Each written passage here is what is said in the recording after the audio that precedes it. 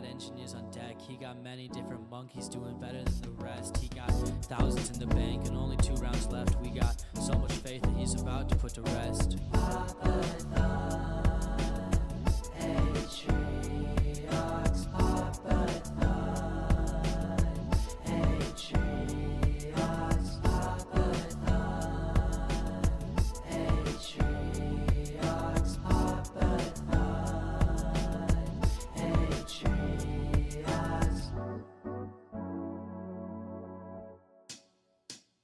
It's been 3 days, I'm broken. I cannot keep up with this brutal fight. Blisters hurting as I hold these darts into the light. It's time for rubber to meet the road. I need him here, I need a hero. Darts are piercing, they keep throwing bodies at the wall.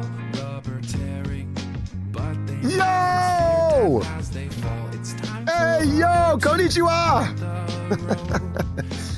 It's Big A in Japan, baby!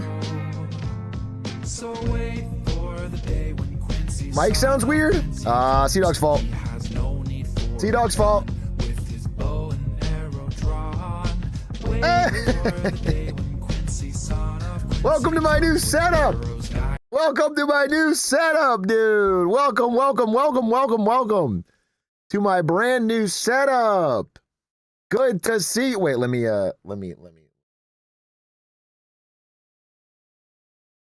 Hold the fucking phone. Hello, welcome.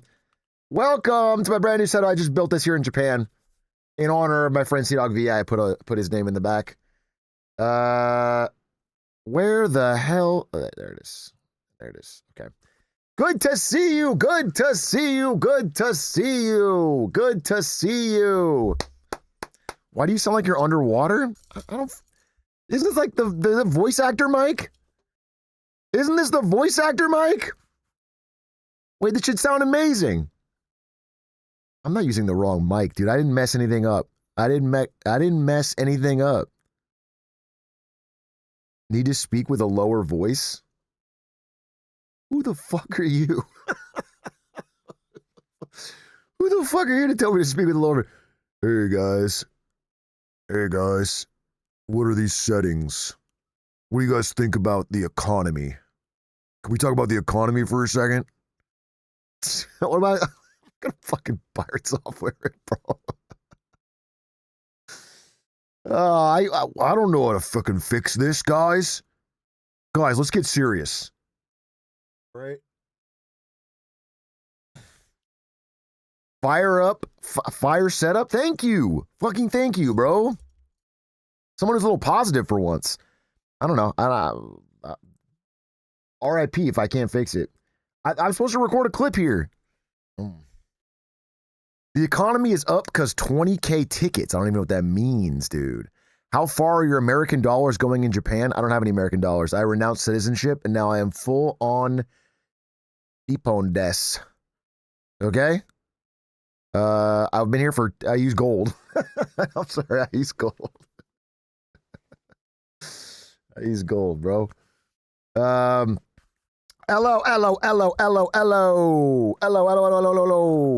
Japan is racist. They won't accept you. I met Peter. What's his tag? You guys know who this is. Peter, friend of CDawg, really nice guy. He's gonna be a Japanese citizen. Premier 2, Pete, Preem 2. Yeah, that guy's great. He's really fun. So a couple of people are noticing I'm a little hungover. Fine. You want to throw me under the bus?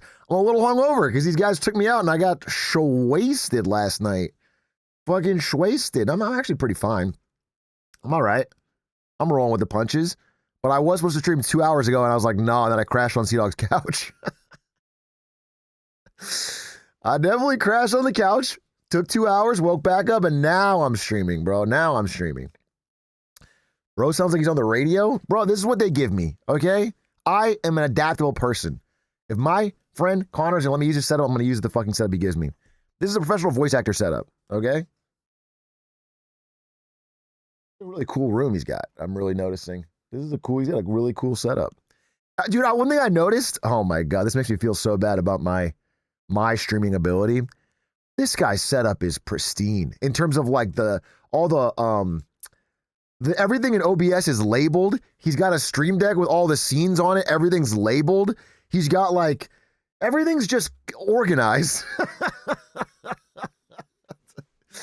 It's so organized, bro. My shit, it's like Untitled 3, Untitled 3333334. Nothing's labeled. I'm just fucking. It's crazy, bro. It is crazy. He's even got it set up to where I think I can play the music and I hear it in open air and it doesn't go into the mic. Is this true? Like, are you hearing an echo? Is there an echo? No echo. How the fuck do you do that? What kind of magic is that? The mic is right here. The speakers are right here. How does that work? He doesn't have to wear his headphones. That's unreal. I feel like I'm in the future. Now, here's what I will say though. let me throw a little. You're the future and the past. Let me throw a little past. His stream setup is immaculate. The rest of the place looks like hoarders. It looks like hoarders, bro. It is filthy. Filthy. I'm sorry. It's like there's boxes and boxes and boxes and boxes and boxes of like free shit and anime shit. And so, yeah, I mean, the rest of my place looks immaculate because I have a damn wife. So it's the Weeb Cave setup. Yeah, Weeb Cave setup. But this stream setup is incredible. And really, shout out to Connor and Pete. They took us, the Lemonade Stand boys, out last night. And we had a really great time. And it was really, really kind of them. And yeah, it was just a fantastic night, to be honest. And then I asked him if I could stream here because I don't have clips for 6-7 days while I'm gone. And he said yes, because he's a big Eclipse guy. And I really appreciate that. He's a really good guy. Shout out to Connor. He's gone today. He's I think he's doing a Uma Musume something. He's like meeting real horses, which is really cool. 6-7. Holy shit. We're starting off great. We're starting off with a banger. So I don't have infinite amount of time. I don't have infinite amount of time, but I do want to talk about so much stuff that's been going on, bro. Insane amount of news while I get on this flight to Japan. Unc just killed 6-7. Bro, people have been trying to kill 6-7. If I'm the one that does it, people might call me a hero. They might put me in the town square and say I slayed the dragon. If I killed 6-7, I would be a damn a damn hero. If people put a crown on my head. Did the staying up for T1 Gambit work? Let me talk about my travel. So if you guys don't know, I stayed up till like, how late was it? 4 a.m.? Something like that? To watch T1 win their 6th world championship. Shout out Faker, my goat. And then I had to get on a flight right afterwards where I slept for 11 hours. I slept almost the whole damn flight, bro. I woke up refreshed. Yeah, it worked great. It worked no problem. Wait, how do you know did someone say barefoot? You're in Japan. Yeah, this is the expensive flight. The bougie one that Aiden bought. Dude, it's so funny. I can't explain to you. I can't really internalize to you how bougie Aiden is. Because we get on this flight. This is the most expensive flight I've ever had in my life. The most expensive flight I've ever had in my entire life. And on this flight, we're in seats that you can press and they lay completely flat.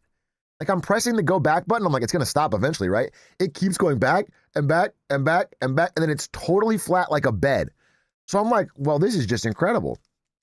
This is incredible. I can snooze like that. No problem. And for me, here's the problem. I love the bed, but I hate the service. Not that it's bad, but that it makes me feel like shit. So again, it's like it's ANA, so it's like a Japanese airline, really nice. All the stewardesses are like dressed traditional Japanese or whatever. It's like nice. And and they, I am greasy as hell. I look like absolute shit because I just stayed up all night watching Faker. I stayed up all night watching Faker. I look greasy. I'm disheveled. I haven't showered. I don't want anyone to look at me, dude. All I want to do is sleep. And then at the beginning of the flight, especially, every like 5 minutes, this, nice, well-dressed, well-put-together Japanese woman comes up like, hi. She's like giving me a big smile. Hi, can I get you some champagne or any, like, I just don't. No, I don't want to. I don't want to. I don't even want to. I feel uncomfortable. Like, I don't want to talk to anybody. And I'm trying to be polite, but I just, it to me is overwhelming, all the questions. And they're like, she's trying to go through the menu with me. Was Ari in economy? We had a first class seat for her, but I talked to Linkus and he said it's a bad idea for a relationship for us to both sit in first class. So I sent her back, to the economy. So no, she was next to me. She enjoyed it. But here's the thing. All right, so I didn't really like I just didn't like feeling like super gross. I wanted to shower before I talked to anybody. And it's like when they're in the service industry, right? They're just so polite. They're always smiling. When I'll be like, I don't remember what I said, dude. She's like, do you want bread or rice or whatever? And I was like, I think I'll have bread, maybe a little extra roll if you can, or something like that. And she like goes, ha ha ha. She laughs like it's the funniest joke.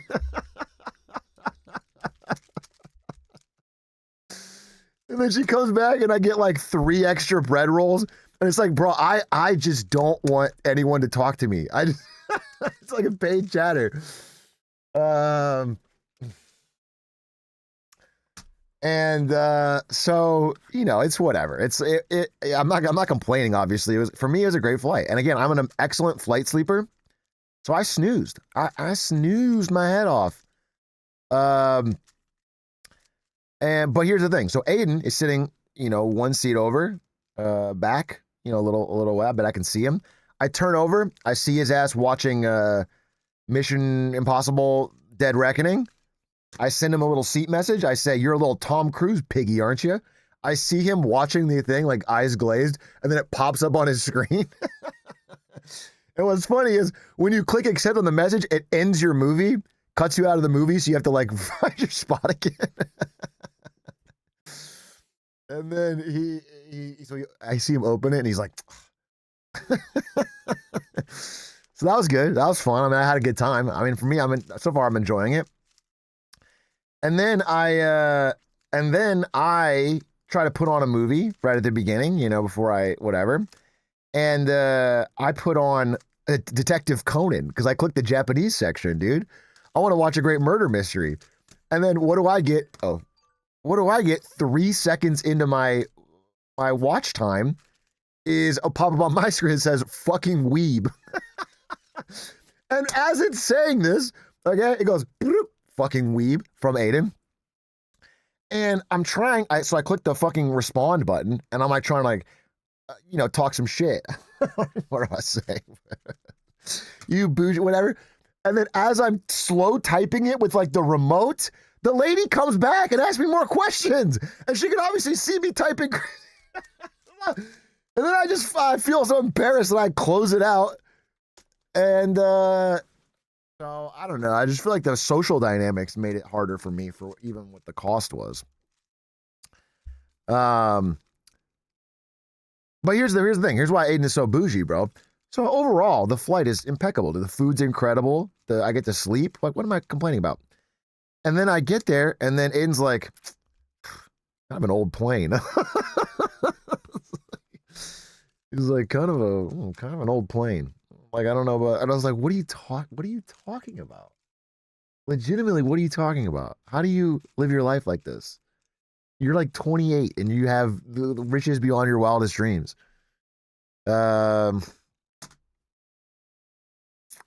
So anyway, the steak was a bit too rich for me.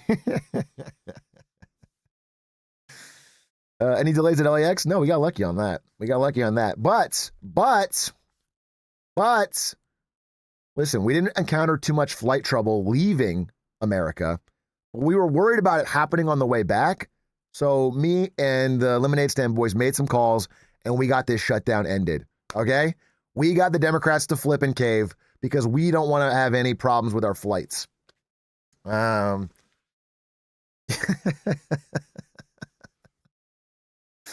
They caved because of lemonades. We were going to put the Lemonade Stand pressure on them, okay? They don't want to get pressure like we did Lena Khan. All right? If we turn our Eye of Sauron on any of these Dems, they'll crumble. Is CDawg's mic making his voice deeper? I don't think so. Call up Chuck and press him a little. So let's talk about that. Let's talk about what's going on. Do I have the... Let me see if I can pull up the right-ish, dude.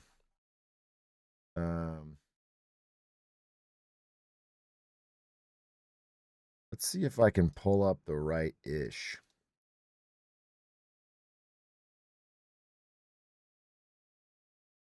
I don't think the mic is scuffed, bro. How could it be? It's CDawg's actual mic that he actually uses to stream every day. And he set this up.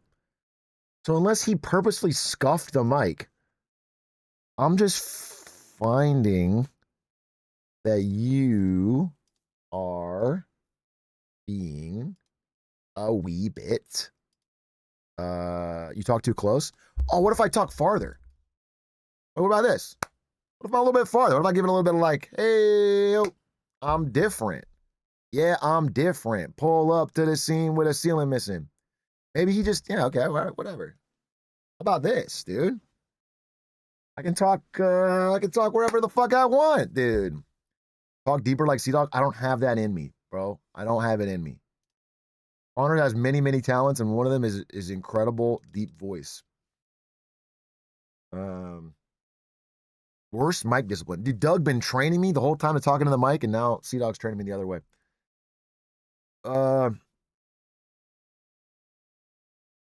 You sound compressed.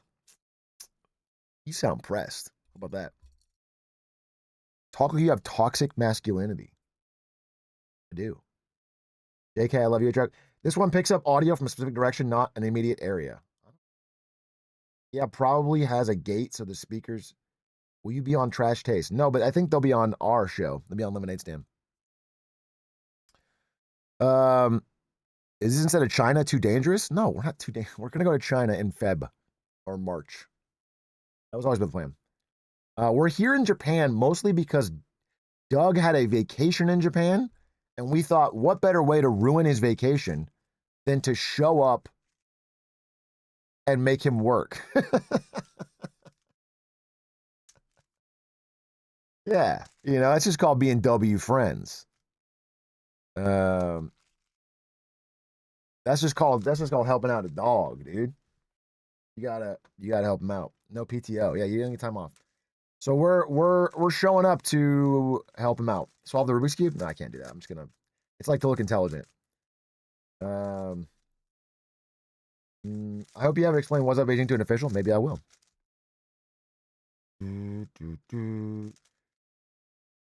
You need to speak in front of the mic. You guys need to relax. Dude, half the people are just saying relax to the other chatters who are freaking out. They're freaking out, dude. They're losing. It did sound 9x better. Okay, fine. Okay, fine. Okay, fine. You're gonna visit the deer park? Do you think I didn't visit the deer park already? I got in a quick. First thing you gotta do as a foreigner in Japan is establish some authority on the deer, dude. Otherwise, what you punched a deer? He didn't punch me, I'll tell you that. He didn't punch me. Bro, it's 1440p. What? I think my camera's also 1440p. I don't know. Man, I'm just shaved. People are not. I did shave. I got an excellent. I'm telling you more stories, but I got an excellent shave. I want to shout out the store. I don't know how to say it. I don't know how to say it. I got I went to just a Japanese barber, And he was his first year opening a store, and he was trying to get some non-Japanese clients, and he has like, decent English, but he learned it in Hong Kong as a child, so he hasn't used it in 15 years or whatever. And he gave me, now you're saying Barber Japan? Unironically, I've never had a barber where like he did like put a fist here and he was like massaging the shoulders and then hot towel and then it was a whole thing. He did like a whole thing. He got assaulted. He was just he's just beating me up. No, he gave me a great shave, and it was a straight razor shave and a haircut. It was great. Did I tip? I thought you weren't supposed to tip. I thought you weren't supposed to tip in Japan. I didn't tip. I mean, I paid. I thought you're not supposed to tip. You didn't ask for a tip. There was no tip. Well, you didn't flip an iPad around and I looked at his eyes and clicked no tip. That would have been something. He just asked me for an amount and I paid the amount, bro. And then I followed him on Instagram and he asked me what I did, and I said, I do content, and he's like, can I follow your YouTube? And I said, yeah. So I got +1 subscriber, but I noticed right as I walked out of the door, he minus, no, I'm kidding. I lost 1 subscriber. I got +1 sub, and I'm going to shout him out, but I'll write a review at least. I'll write a nice review. Did you tip him with economic knowledge? Yeah, I did. I said, as I walked out the door, I was like, hey, rather than pay my bill, what if I told you that the Japanese yen is weakening? Because of long-term debasement by their central bank. And then he said, arigato gozaimasu. And so I paid through that. Hey, can someone explain this to me? Because I was trying to get Pete to explain this to me last night. When I am in a taxi or I'm driving around Japan or I'm doing, and I say arigato, that's thank you, right? Why do I have to say arigato gozaimasu or domo or what? How many words for thank you is there? I don't understand this. I want to know what I should say why am I as a man more polite? Gozaimasu is more formal. Thank you versus thank you very much. Oh, I see. I mean, how do I say it? How do I say it in English? Like, I'm normally like, thanks. Yeah, I say thanks so much. Thank you so much. Yeah, I do. I say thanks so much. All right, I was like, gozaimasu.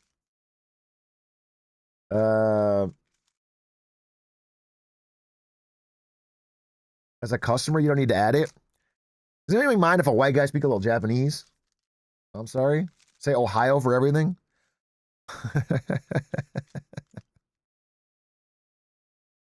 The literal translation of arigato gozaimasu is it's difficult to exist. What is that? You'll never get in trouble being too polite. That's not what my 5-part dating course says, okay? Fellow red pillars, are you feeling troubled in this gender war? I am selling a 5-part dating course. How to unlock your texting game. Did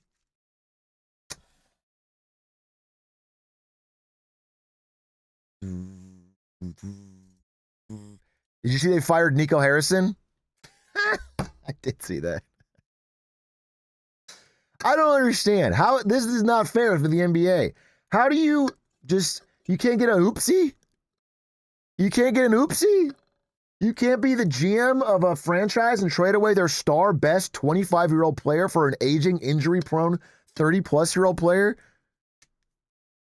and then have the entire fan base hate you and chant fire your name constantly at every game, and then the organization fires you? God forbid, dude. God forbid you make an oops.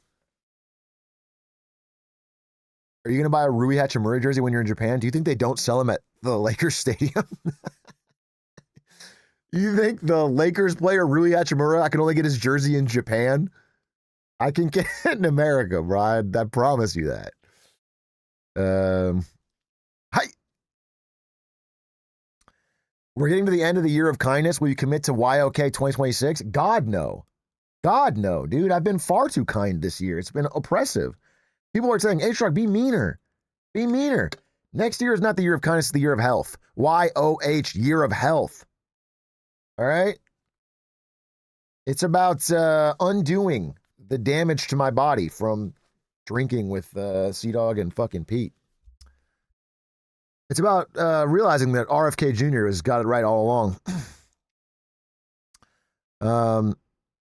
YOH, year of hate? No, YOH is year of health. I co-opted it. Can we as a chatter rate your kindness for this year so far? Sure, what do you guys think? How kind have I been?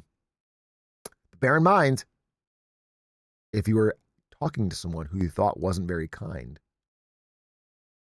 you wouldn't want to piss him off. Would you? You'd want to perhaps toe the line. Yeah, I'm doing a Walter White. No, I've been pretty kind this year. You guys are so... The only person I wasn't kind to was Lena Khan in that interview, according to Wall Street Journal. That was the only time I went too far. Otherwise, I've been pretty damn kind. I've been pretty damn... You would time me out so many times. Every one of those timeouts is deserved and more. Let's be fucking for real. Let's be fucking for real.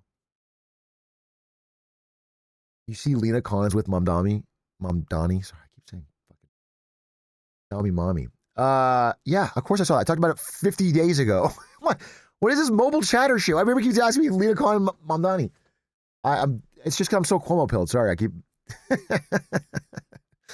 I'm just so Cuomo pilled. I'm angry about it still. Hey, Atrioc, I'm from Germany. I just finished the book Kaput. It mentioned toward the end the debt break we implemented is the worst piece of financial legislation we've ever done because it doesn't have an exception for investing. The reasoning being that not investing doesn't make anyone angry directly, so it's the first to go when you don't have any money. I get that the money would be there if you cut unproductive things that make people angry, so if politicians won't do that. Yeah, I agree with everything you said. Disciplino. Wait, is that relevant? Yeah, I agree.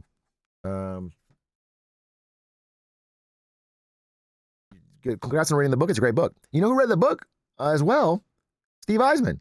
Steve Eisman read Kaput, and then he flexed on me. I was talking to Steve Eisman, and I was like, "Oh, you read Kaput? It's one of my favorite books. I really enjoyed it. It's a great breakdown of things that have gone wrong in Germany economically." And then he's like, yeah, I talked to the author." After I read it, I had some questions, so I reached out to the author and we just chatted. Like, what the fuck are you talking about, Steve Eisman? I didn't do that.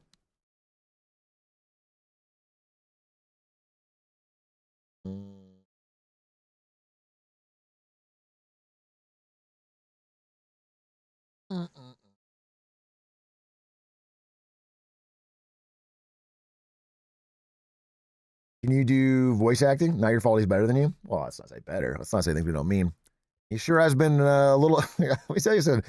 Steve Eisman, pre-lemonade stand, the most positive guy on Wall Street. Steve Eisman, post-lemonade stand, has been a doomer, bro.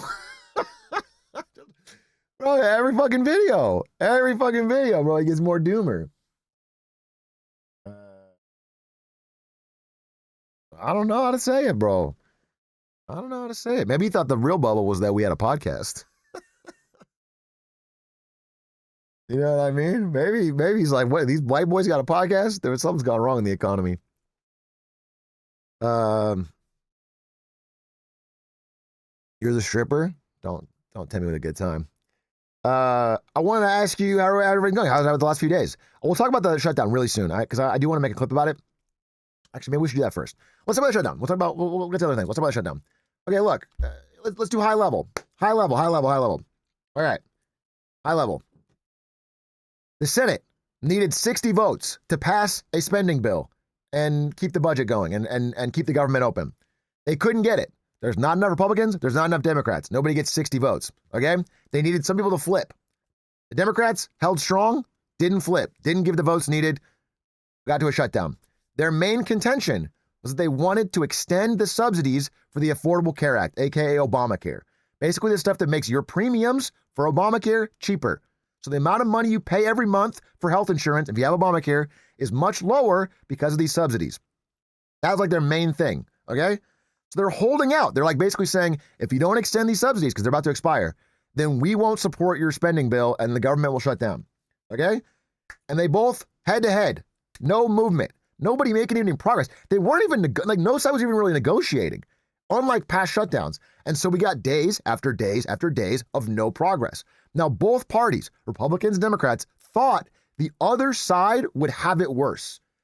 They both pointed fingers and they wanted the public to blame the other party. And so if their polling went down, they would crack. That was the idea. But then something very interesting just happened. Something fucking crazy, to be honest. So after a month plus of this shutdown, and again, it's starting to get bad. After 30 days, it gets exponentially bad because people have now been a month without pay. They're working 38-hour weeks and getting zero pay stub, no money. And so they can't afford rent, mortgage, schooling for their kids. There's a lot of things they can't afford, okay? So it becomes a real problem. And when they don't spend, other places have to start laying off because they don't have the customers coming in. So it's like a spreading, cascading bad effect. Air traffic controllers stop coming into work. Flight shutdown. Again, as of 2 days ago, they were shutting down 10% of all flights at like the 40 largest airports in America. Things are getting pretty bad. But here's the thing. In the political battle, it was like very clear people were blaming Trump more. And full stop. Like his polling was taking a harder hit, and the Democrats won 3 big elections. They won the New York one. They won, I forget the exact other 2. It was the Virginia one and the New Jersey one, maybe. They won 3 big elections, okay? And so it was working. Like the plan was, we're both going to take some hits. Everyone's going to be mad at the government, both sides, because this is a fucking disaster shutdown. But they're more mad at the people in power for this chaos. So the plan is working. And even Trump in private is, some things leaked. He's talking to Republicans. He's like, hey, we're getting killed out there. Trump is saying this. He's like, we're getting killed. We have to eliminate the filibuster and get something forced through because the shutdown has to end. Okay? So this is Trump saying this. So the plan is working. Now, it is bad for America to have the shutdown go on. But if you're going to commit to it and it's working for your goals and you think you're going to get your goals, then it is crazy to find out that yesterday, 8 Democrats flipped. They abandoned the plan. They flipped.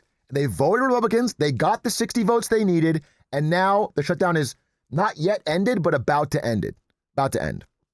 So I have the names. This is the Democrats who flipped. Let's see if I can pull this up. Does this work? Yeah. Pog. Okay. So we got Dick Durbin, we got Tim Kaine, we got Maggie Hassan, we got Jeannie Shaheen, Jackie Rosen, Catherine Cortez Masto, John Fetterman, and Angus King. Now, I forget which one of these. One of these had always voted support of the bill. And then Rand Paul voted against the one Republican. Rand Paul, the budget god. This guy wants a balanced budget, and I do respect it. He's consistent. So anyway, these guys flip. Now, the unique thing about all these voters here for the Democrat Party is that none of them, not one of them, is up for election anytime soon. Either they're on their last term or they don't have to rerun until like 28 or something like that. They're nowhere near an election. So the will of the voters to punish them for caving is like impossible to enforce. That's the 29 maybe. So that's the problem. Now, the head of the DNC, Chuck Schumer, voted against the bill. He said they shouldn't have done this, yada, yada, yada. But it's suspect, and I want to explain why. It's suspect, okay? Chuck Schumer and Hakeem Jeffries, they both voted against the bill. They said these guys were a splinter cell. But because it's so coordinated to be a specific group of Democrats who all are lined up with no way to be punished, it feels more like a way that they could pick and choose a few key votes to end the shutdown while allowing everyone else to avoid the blame. That's what it feels like. Now, we don't know that, but it's kind of bad either way, and I want to explain. So if you're Chuck Schumer and you're the head of the DNC and you're like, I didn't approve this, like this is a bad idea, that even if you're telling the truth, it's it's a sign of incompetence. You know what I'm saying? It's a sign that you can't get your fucking house in order. This is the biggest thing the Democrat Party's had to do in Trump era. This is their only leverage. This is the one stance. So either you can't keep people in line to keep a cohesive message that's working, or worse than that, you have literally planned and coordinated a way to undermine what people actually want. Now, again, we can't know. It's behind closed doors. It does look suspect. And either way, the way I saw it described is like Democrats yet again find a way to snatch defeat from the jaws of victory. And that's really what it is. Like, I don't want to overstate how it was actually working. The chaos of the government shutdown, while bad, again, on a human level, you can be like, listen, this has to end no matter what, because the human level is problem. But if you're going to commit to it, it's insane to abandon it once what everyone expects will happen. That's the crazy part. You know, if you're going to go into a shutdown face-off, there's going to be some kind of pain that leads to people ousting the opposing party.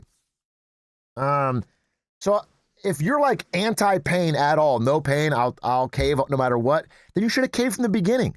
It doesn't make any sense. So anyway, they've caved. Shutdown's ending. Now there is a next layer. That is the analysis you're going to mostly get, right? People, it's pretty obvious how this was kind of a cowardly cave, and either Schumer was behind it or should have stopped it. Either way, it looks bad. Now, there's another level to it, okay? So here's the deal. The midterms are coming up, and the only concession they got, so the Democrats got basically nothing. They got no concession to vote for this. All they got was a promise to have a vote about the healthcare subsidies in 1 month, in December.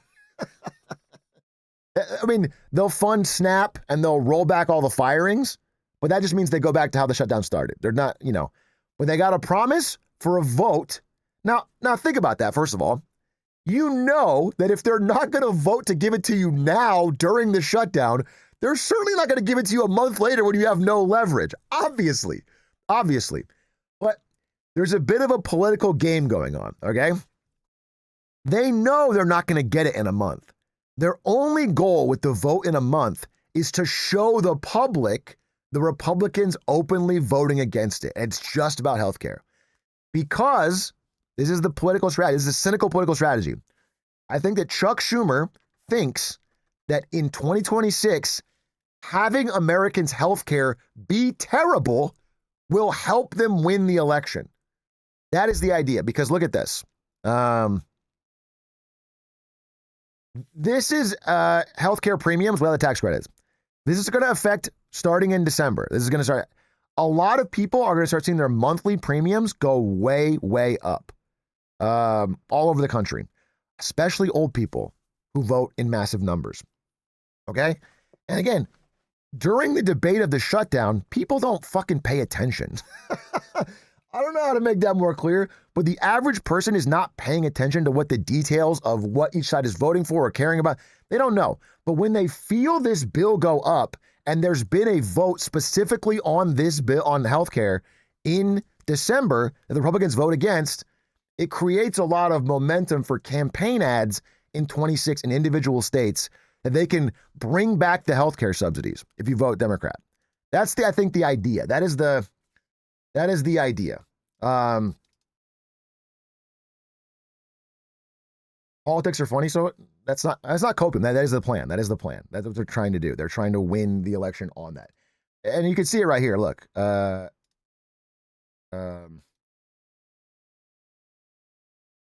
Where's yeah,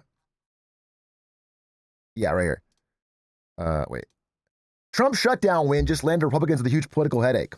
So again, the fact that the Republicans won would only really help them electorally if they had their own healthcare plan. But they don't. So it will be a problem for them in the midterms because people will notice they're massively. Now, again,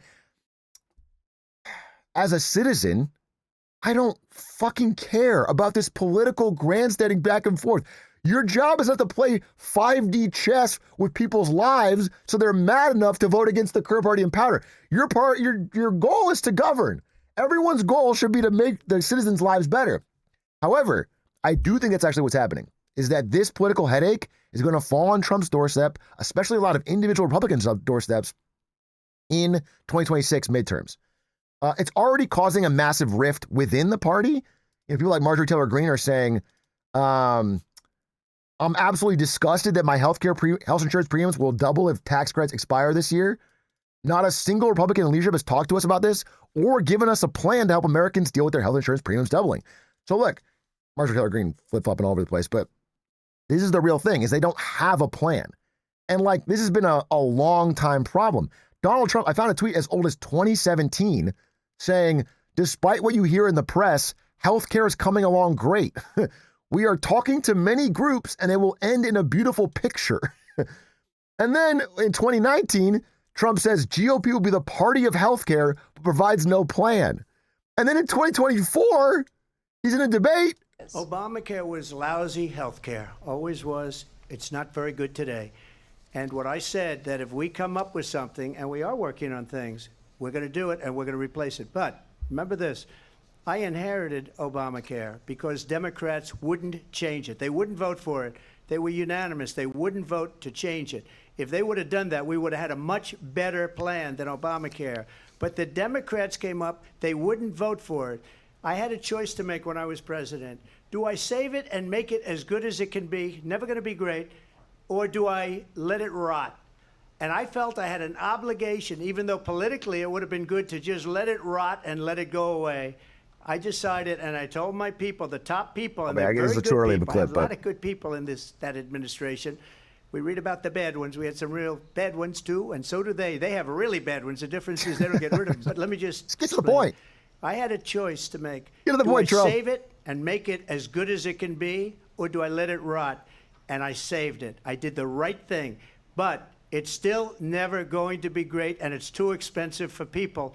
And what we will do is we're looking at different plans. If we can come up with a plan that's going to cost our people, our population, less money and be better health care than Obamacare, then I would absolutely do it. That is a great magical plan. But until then, I'd run it as good as it can be run. So just a yes or no, you still do not have a plan? I have concepts of a plan. I'm not president right now.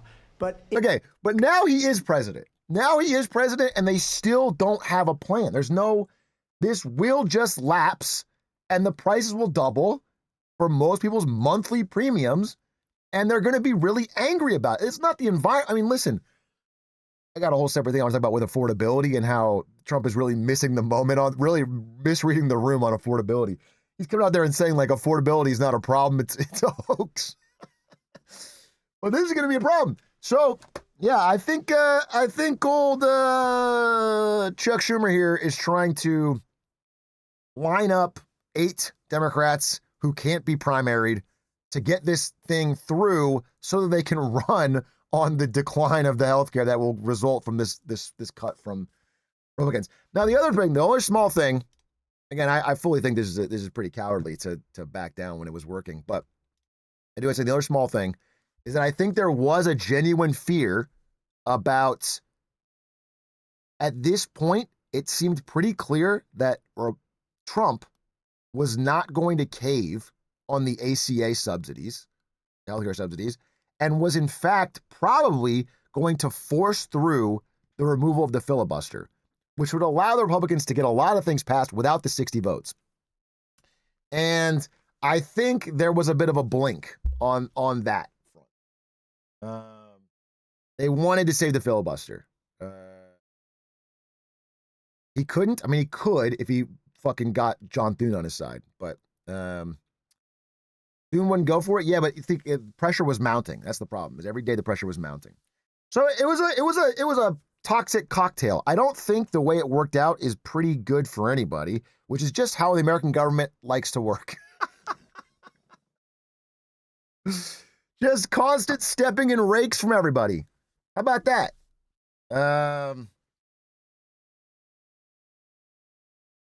How about that? I think Jon Stewart talked about it pretty well. Actually, no, I think Jon Stewart gave the very level one, but it was, I mean, it's good. It's, you know, but it's like, the Dems want to pretend they oppose Republicans and not actually improve shit. They just want to win. They want to run on easy shit. Bro killed CDawg. Win for what? That's a great point. No, it's a great point. I listen, I think it is frustrating. It's frustrating because there's a world where, you know, like Trump and the Republicans had every fucking federal government website saying the radical Dems have shut down the government and they want to take all your money and give it to illegals and do transgender surgery, whatever. And like, if you went to any website, any government website, it said that, which is a Hatch Act violation. And there's a world where that was working, right? And like the blame was falling entirely on the Democrats and they were polling horrendously and they had to cave. But the crazy thing about the situation is that it was the opposite. All that stuff was happening and generally Trump's polling was hitting worse. Especially, I mean, this is weird. It's like October. I think I have a, wait, let's see, I'll pull this up. Look at this, dude. Look at this. Show this. Can you see this? Okay. Like this. It's like one of his worst disapproval bumps ever. This is crazy. So many things have happened in this administration, but him and that damn ballroom have been more unpopular than fucking anything. That fucking ballroom has truly, like, with whatever the affordability crisis plus the ballroom, it is just, people have fucking, now it's a shutdown too, but the shutdown plus the ballroom, it has hit worse than almost anything. And so he was hitting a wall, and he understood. I'm not just saying, like, Trump himself said we're getting killed on the shutdown. And so just to cave on that is crazy because you could have held out and you could have gotten a lot more. And they didn't. So we'll see how it plays out. Technically the shutdown hasn't ended yet. Still hasn't ended. It went through the House, I think. Let's see, shutdown.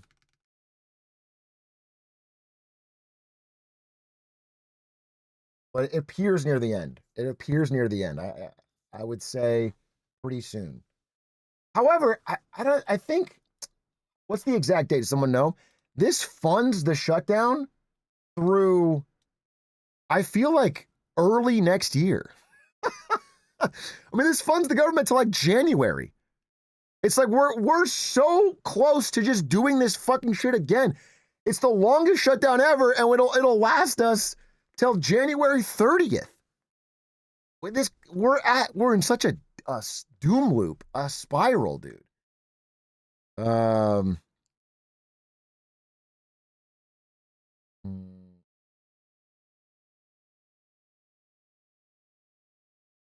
Longest shutdown so far. I mean, the January might go crazy. The Dems have leverage still? Well, they have leverage for a long time just because what the administration is doing is deeply unpopular. Just generally. The direction of the country is unpopular. They're going to have leverage in some way because of that. But I don't think this was handled well.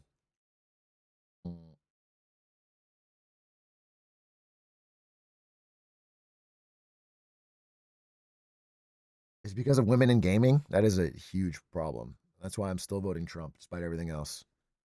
Despite everything else. They don't have any real power. Yeah, I think that's lets them off the hook a little bit. In that, I agree that the Democrats don't actually have much power to do jack shit when they don't have the House, the Senate, the Judiciary, or the presidency. You know, people do scream, do something, when there's actually not so much they could do. But then the one time they had the ability to do something, which is this shutdown, they did cave. And it was working. Like the leverage was, so it's kind of wild. That's the problem. And whether this cave strategy works for the 26 midterms is to be seen. I think the cynical take is that the expiring healthcare subsidies will make a lot of old people angry enough to get out and vote. That's, I think, the tactic. Possibly works, possibly doesn't. But either way, it feels like a sign of a real problem. A real problem in our very, very divided country, where we're now at the point where we're actively trying to make things worse because it'll help win elections. And that, brother, I guess we've done that for a while, but this is extra bad.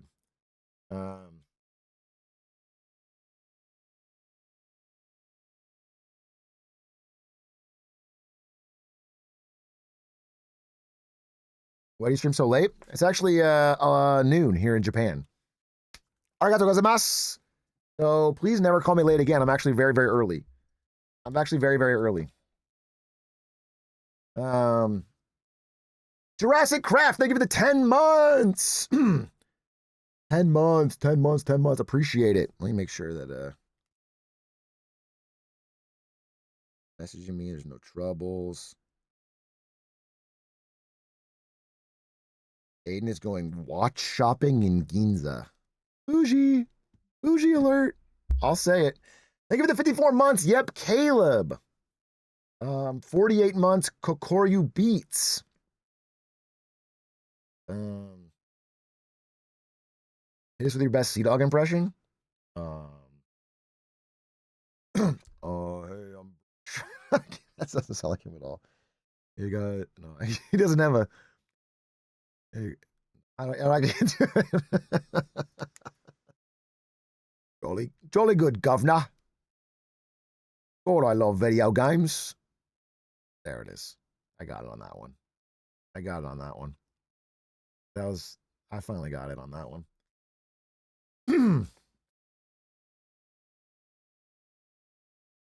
W chills.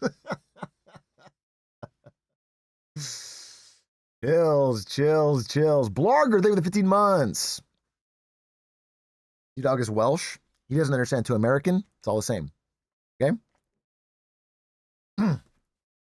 How's AOE going? Dude, CDawg told me a story while we were drinking last night. This is a crazy story. Apparently, at one point, CDawg was the voice of the Nigerian archer in Age of Empires 2. And he was doing like a classic, like, do you know the way? Like, and they hired him for that. And then obviously that is inappropriate. So they quietly removed it, like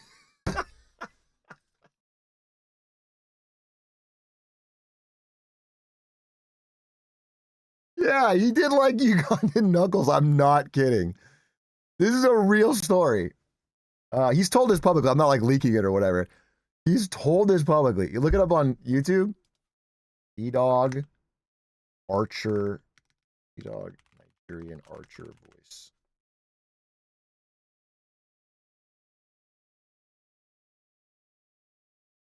Where is this? Someone have a clip? I'm not gonna be able to find it. But that's funny. That's a hoot. That is a hoot. He's the ScarJo of Twitch at one point. I mean, they hired him for it. It's, he's the voice actor trying to get a role. It's like when he was 19, and they're the one like they heard all the options and said that's the one. That's authentic. Like the Microsoft team was like, let's listen to it. Okay. Imagine being able to build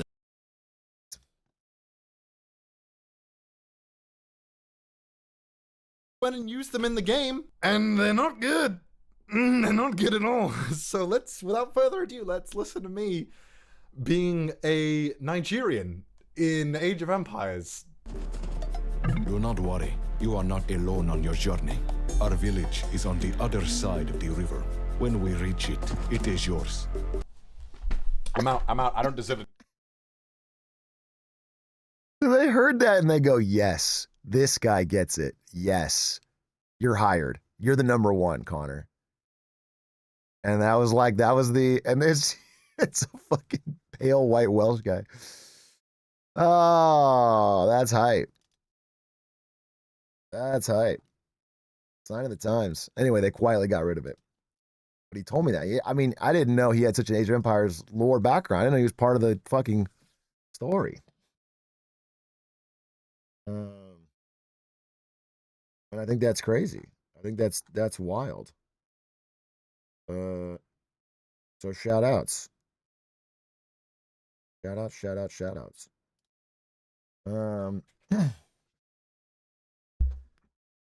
You upgrade your lighting at home? I don't have to do jack shit, bro. I got a system that works. I got a lot of things to talk about more than that, but I want to see if there's anything else you guys want to mention or bring up. Because I talked about the shutdown.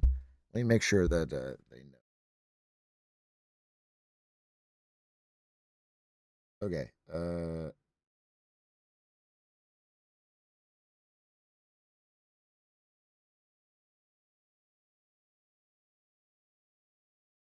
Okay. Will you upload LS tomorrow? Yeah, LS comes out tomorrow. We recorded at Trash Taste Studios. SoftBank Nvidia sell. Not the world's biggest. We talk about a little bit on the pod. You guys don't know SoftBank. Masayoshi-san, second biggest company in Japan, sold like $8 billion worth of Nvidia stock all at once yesterday. Just dumped their whole entire position completely, which could be a little spooky. But the problem is, if it was anyone else, I would say, whoa, what do they see? Well, SoftBank is most likely about to take that $8 billion they got and punt it into AI companies that will buy NVIDIA chips. Like, SoftBank is the most all-in gambling AI company of all time. So it's really not, like, they just, you know, it doesn't, it's not a big signal. I wouldn't overread into that.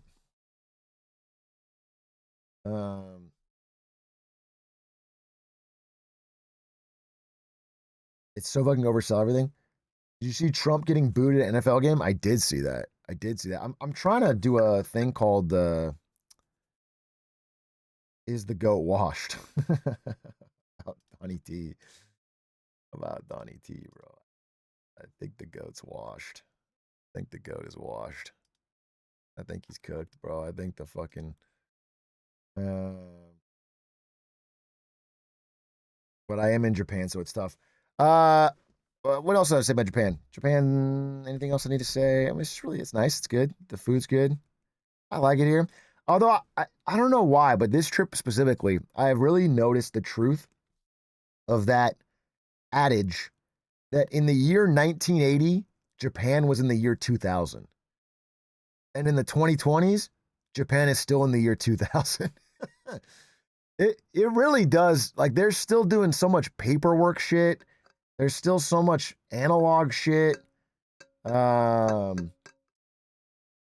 know, it's obviously a very nice country, but you definitely notice that there's some, yeah, and all the guys we were talking to were like, yeah, Japan never changes. That's the vibe here, is Japan never changes. Nothing ever changes.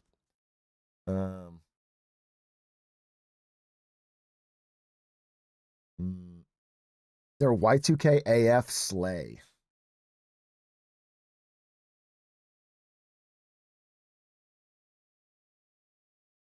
That's war. War never changes. War changes all the time. War never changes is the crazy thing, because war changes all the time. They just love the 2000s. I mean, the real answer, you must know, is that Japan had a massive real estate bubble in the 1980s. Massive. One of the most massive real estate bubbles in human history. At one point, you know, this is the old adage, the land around the Imperial Palace in Tokyo was worth more than all of California.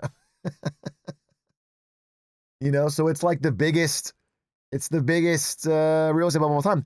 And when that popped, they responded by not allowing things to reset, but by instead doing one of the greatest government debt money printing programs of all time, to create an economy that is essentially like a propped up zombie economy. And that led to three lost decades where there's been like an extremely low growth Everything is done by government printing. And, it led to like this rise of young people becoming NEETs.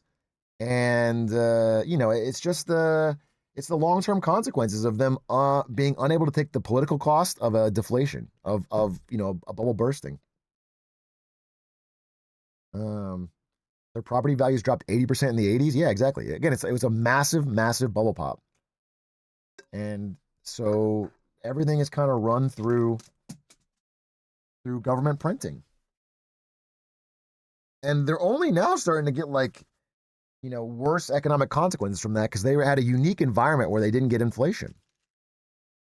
A lot of reasons for that. I don't want to go too into it, but, proximity to China and an aging population and all that stopped, slowed down inflation from all the printing. The public transit goes crazy. It does go. The transit's amazing. Again, for the economic problems Japan has, they are incredibly, incredibly high on social cohesion. But their problems all the same, and they are coming out.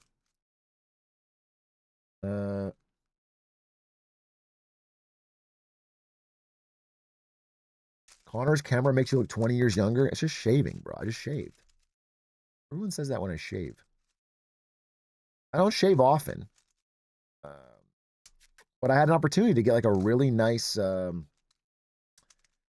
straight razor shave from a professional. And it was nice. It was good. I don't regret it. Why are you at Connor's? I'm in Japan. We're doing we're filming podcasts. And so I'm doing some clips on his setup.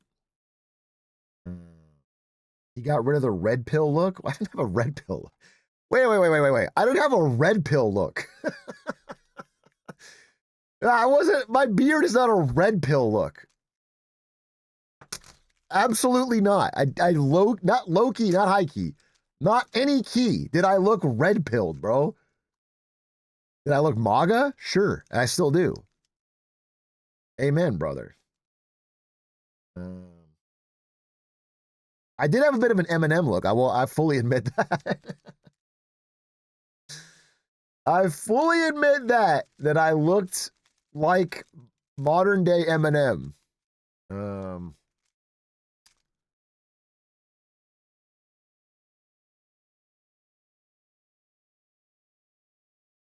I mean, people are saying, what the fuck? Let's be fucking honest, bro. Come on, with a beard? Are you telling me? You couldn't see the resemblance. You can't, that doesn't track to you? It's insane. It's actually spooky to me. Only problem is he's like 20 years older, looks younger. When I have the beard. So, he even has the Enron hat. He's a fan. He likes Big A. Is that a Grand Seiko? No. This is IBC. Crunchy Butter, thank you for the 39 months. Big A, what up? 39 months now, feeling good. You're looking pretty good yourself. Japan treating you well, huh? Catch up with me when you get back. Let's hit the golf range and get some brewskis. Sound like a plan.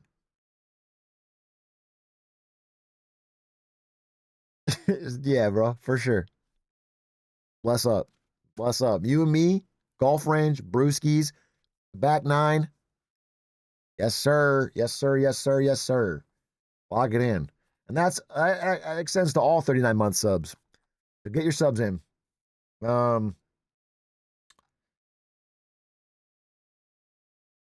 His eyes are more piercing on this camera angle. Fuck did you just say to me? What the fuck did you just say to me? POV, you're an employee at NVIDIA and you fucking sent a bad tweet.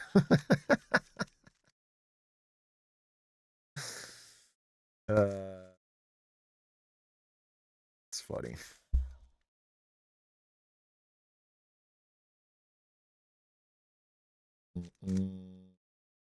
Are you saying your boss at NVIDIA prison was like, no, I'm saying I was the guy. Is CDawg making an appearance on Lemonade Stand? He is, but the episode won't come out for a while.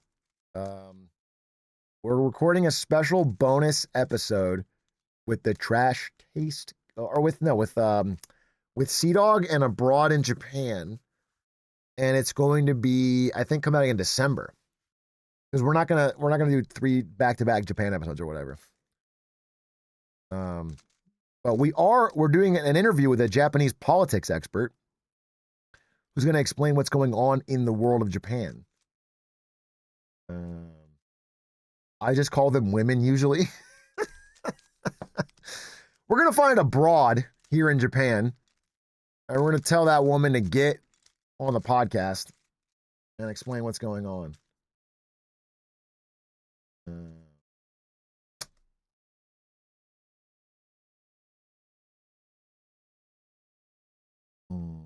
Is everything still relatively cheap in Japan? Yeah. Yeah, it is. I mean, look, you can see. You can see.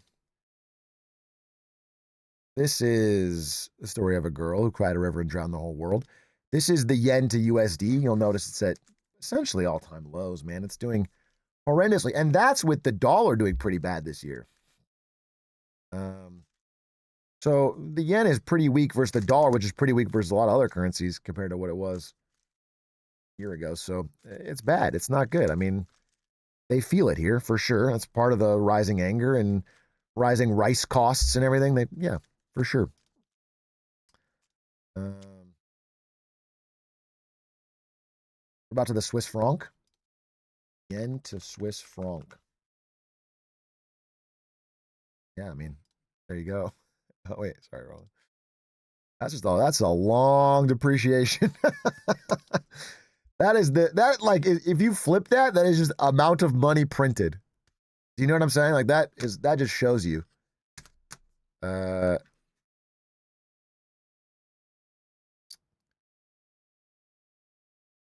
So things are cheap. Yeah, it is relatively cheap. And obviously it's great, high quality, good food. It's all, I mean, Japan's great. But you know, they're getting the consequences of that, which is all this rising tourism is making people angry. We've talked about it before. I mean, listen, we watched that Japan analysis about people fear-mongering foreigners punching the deer in Nara. Now, I did punch a deer or two in Nara when I got here, but nobody saw me, so I'm not part of the problem. But I saw, like right as I get here, that the current Prime Minister of Japan, Takaichi, is leaning into it. This is 2 days ago. She's talking about how, listen, foreigners kick deer in Nara. She once personally saw someone do it. She's leaning into it for political reasons. Like, it's obvious. Like, this is kind of like the center-right party. They're leaning into the anti-immigration stuff because it's politically popular. The anti-immigration, anti-foreigner, anti-tourist. It is a fact. So that's happening.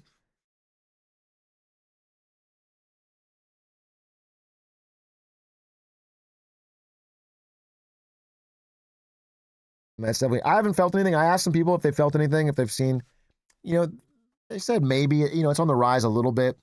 Tokyo's not as bad as the countryside, but like Pete was telling me, you know, back in the day, sometimes a Japanese place would refuse him service. He's a white guy or whatever, a tourist or a foreigner. He's not a tourist. He's like lived here 15 years. But they would only do it because they didn't think they could communicate and they didn't want the hassle. They'd be like, we don't speak English. You don't speak Japanese. It'd be easier. But it wasn't out of malice. But he's like, more often lately, they'll just go like, you know, no foreigner or whatever. They'll get him out. And that is more common. He is going to be a citizen though. Yeah. And so, Square 9, thank you for the 6 months. Happening in China. Yeah, I mean, it's on the rise all over. So there is a bit of that. And I think part of it is that they have a huge surge of tourists more than ever because of the weekend. But, you know, people don't trace it back to the root cause. But it all comes back to the 80s real estate bubble. That is the domino that leads to all this stuff way later on. It's the inability to take the political cost of the bad decisions in the real estate bubble.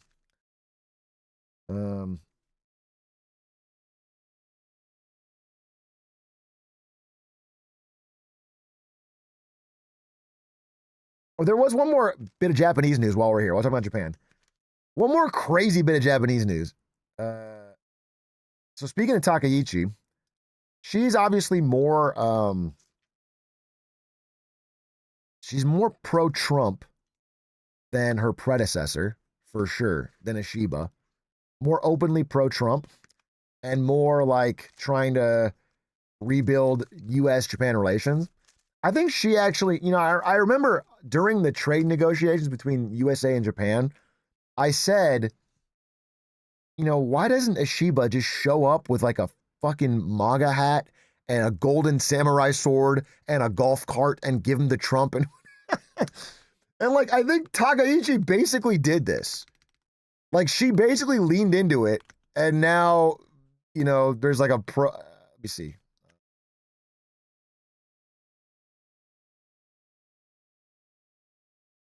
Let me see.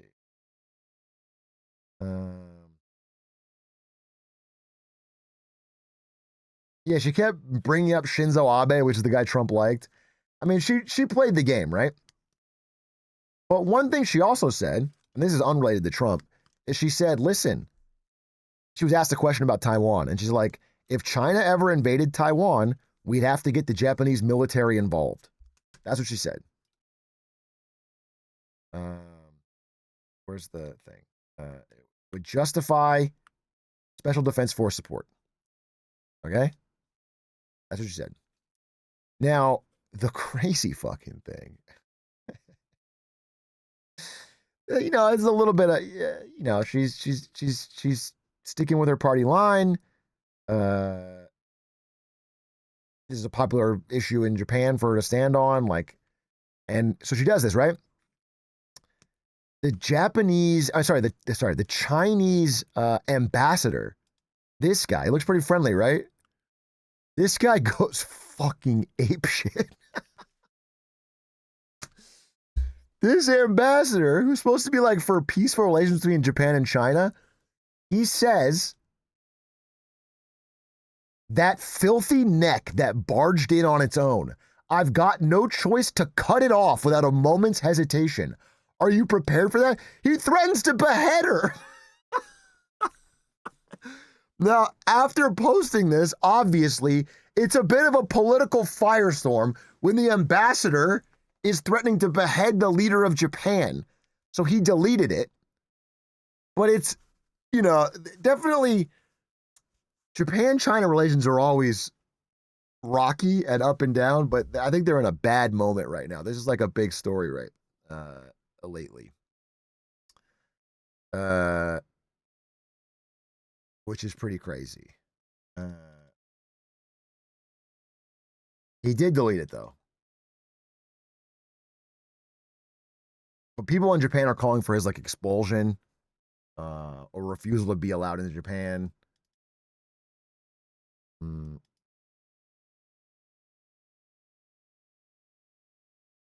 takesies backsies. I'm in Connor's computer, bro. It sees ads. Although the ad I'm getting now is, you only have 2 moves, IQ 155.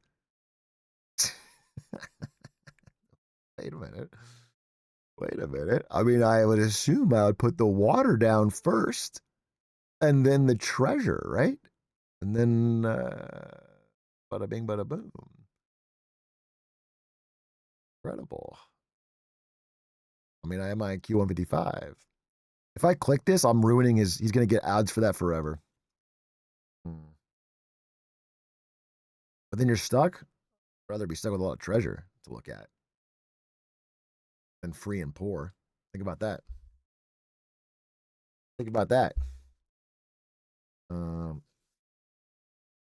Secret paywalled third option to vacuum up the gold.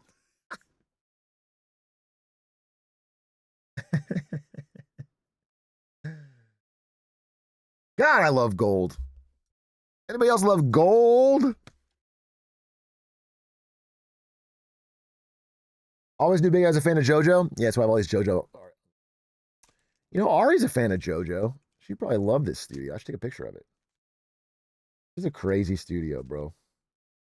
I really got to step my game up. I really want to get the organization that he has. What's your favorite part? I don't know. Of JoJo? Oh, I liked when the gigantically, comically large muscle man in a flamboyant outfit says something. Says something stupid. And then that's my favorite part. That's my favorite part, bro. So he knows every season. Yeah, I'm a real fan, bro. You can't fucking catch me. Can't catch me. Oh, okay. One more thing I want to talk about. Okay, we can talk about a lot of things actually, but I wonder how long I can use because Connor's not here. That's the fact of it. He's not here, and I'm also hungry. Here, let me tell you the story actually. So Connor goes, "Hey, listen, I gotta leave at 6 a.m. tomorrow. This is while we're drinking at like 2 a.m." He's like, "I gotta leave at 6 a.m. If you get to my place before 6 a.m., you can stream from it." And I was like, I told him, I was like, bro, because I'm drunk at the time. I'm drunk as we're talking. I'm like, no way. Like, it's not happening. Like, I'll have to figure something out because there's no way I can do that. So the bar closes. Oh, it's like 3 or whatever. I get back to the hotel. I lay down on the pillow. I pass out. I'm drunk. Had a lot of fucking yuzu sours. Where's Ari? She's in the bed. She's already been asleep. I get in bed. I wait. And because of jet lag or whatever, I wake up 5:30 on the dot. I wake up 5:30 on the dot and I'm like wide awake. So I'm like, oh, well, wait a minute. wait a minute. This shit might be possible, bro. This shit might be possible. So I go to Connor's place. He lets me in. He set everything up. He leaves. And then as I'm about to stream, I'm like, oh, I feel fucking terrible. I feel horrendous. I can't stream. This is obvious. It's all clicking at once. I feel terrible. So I just lay down on his couch. There's no pillow, no blanket. I just take there's like an anime towel he has out there. I wrap that like a blanket. And then I have a sleeping mask in my backpack. I put that on and I zonk out for, I don't know, 3 hours. And then I wake up, nobody's around, and I go live. And that's what we're doing right now. So there was a bit of a journey to get here. Let me tell you. It was a bit of a journey. How long has it been since your last meal? Oh, I haven't eaten in a minute, bro. I'm starving. I'm starving Marvin. No, I'm very, very hungry. But so I'll have to eat pretty soon. But listen, big thing. We got to talk about it. Guys, you know just as well as I do. There's so many things we can talk about. Okay, you guys want to talk about Trump 50-year mortgages, or do you want to talk about Michael Burry and his big bet? His big or short? I can do either one. Maybe even both, but Poll.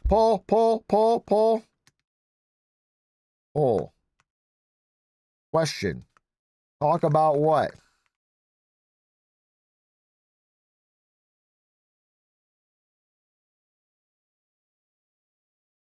Boom. Poll. You got to pick in the poll. You got to vote in the poll. Everybody voting, everybody voting, everybody vote in the poll. Watch the Faker interview instead. Bro, you know what's honest? The truth is that Faker, the smile didn't reach his eyes when he won that championship. Watch Faker's win in 2013 and watch his win on that one. He doesn't feel anything. He didn't feel anything. That was another Tuesday for him. He was barely, his blood pressure barely rose game 5. After 5, it's just work. It's just clocking in.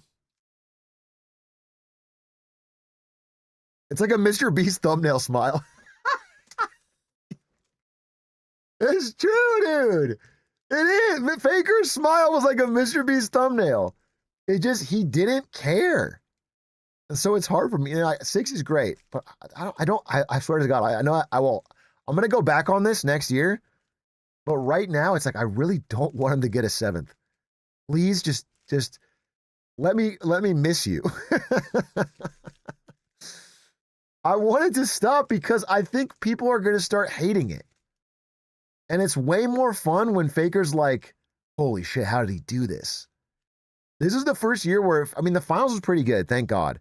But if the finals had been a 3-1 or a 3-0, I think it would have been shitty.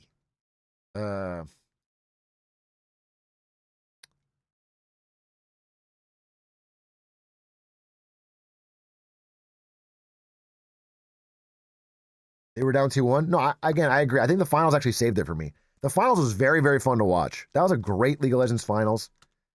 Fearless draft in a Worlds finals was awesome. We got to see some really cool shit. Although it did lead to that horrible KT draft in Game 5. But you know, I think people don't want to see the same team 4, 5 years in a row. Next year will be 5 in the finals. Maybe they do. Maybe they do. I hope they 10-peat. I don't know. I don't know. It's almost, dude, it's just like the more they do it, the less special each individual one feels. That's what a problem for me. Because I felt so good about 24 or 23, I guess. What was the second one? Yeah, 23. I'm sorry. I felt so good about 23. 23 I thought was the coolest fucking earned redemption win. And now they got in 24 and 25 and you know it felt different. Check the tattoo, yeah.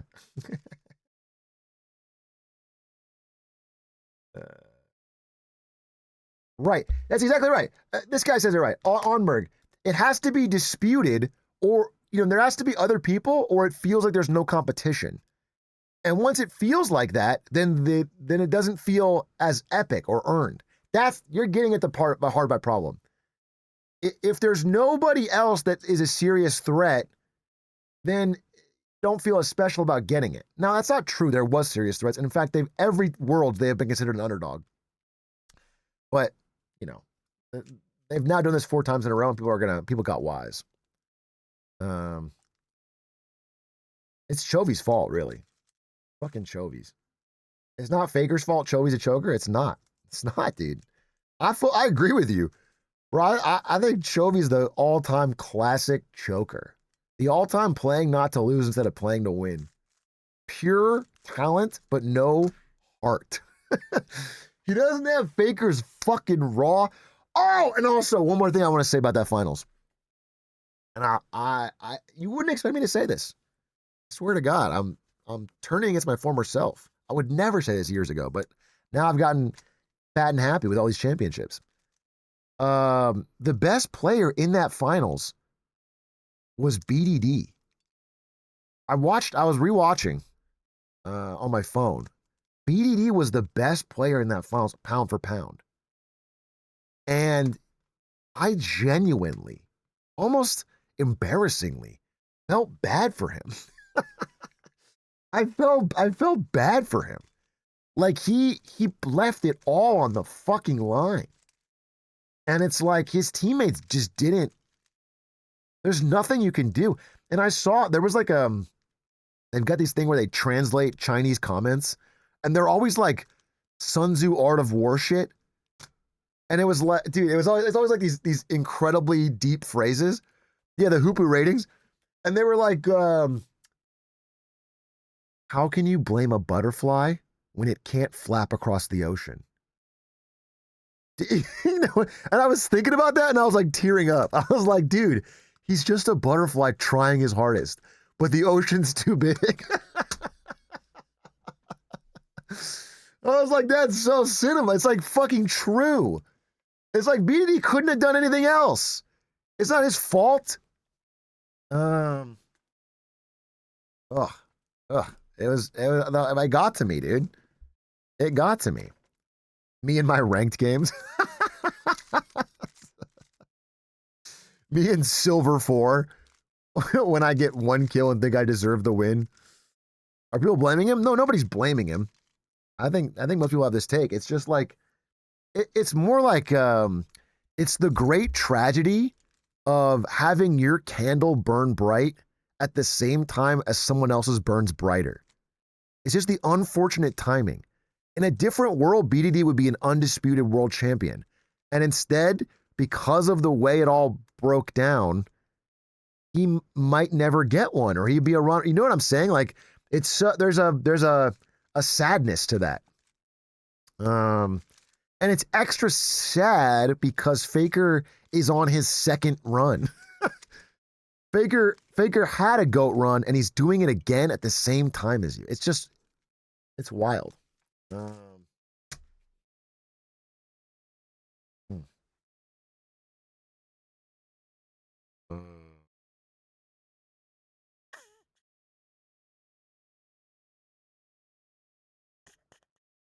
Tyrese Halliburton. I mean, yeah, the last NBA Finals, bro, Game 7. One of the biggest what ifs ever. One of the biggest what ifs ever. That whole season could have been different. And this season would have been different. Wearing your jeans like a Chinese uncle in summer.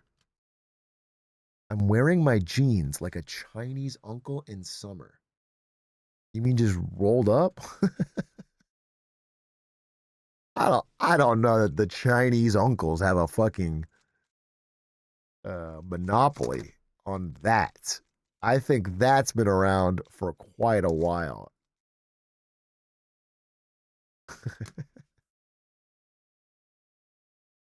They do just take the call out, man. First of all, it wouldn't be a call out. What's wrong with being like a Chinese uncle in summer? Secondly, I just think it feels misplaced. How long are you in Japan for? Just a week. Just a week. 50-year mortgage one. Okay. Okay, 50-year mortgage one. It's kind of hot in here. I wonder if I can turn it down. Let me fuck with this system, but it's so hot in here, bro.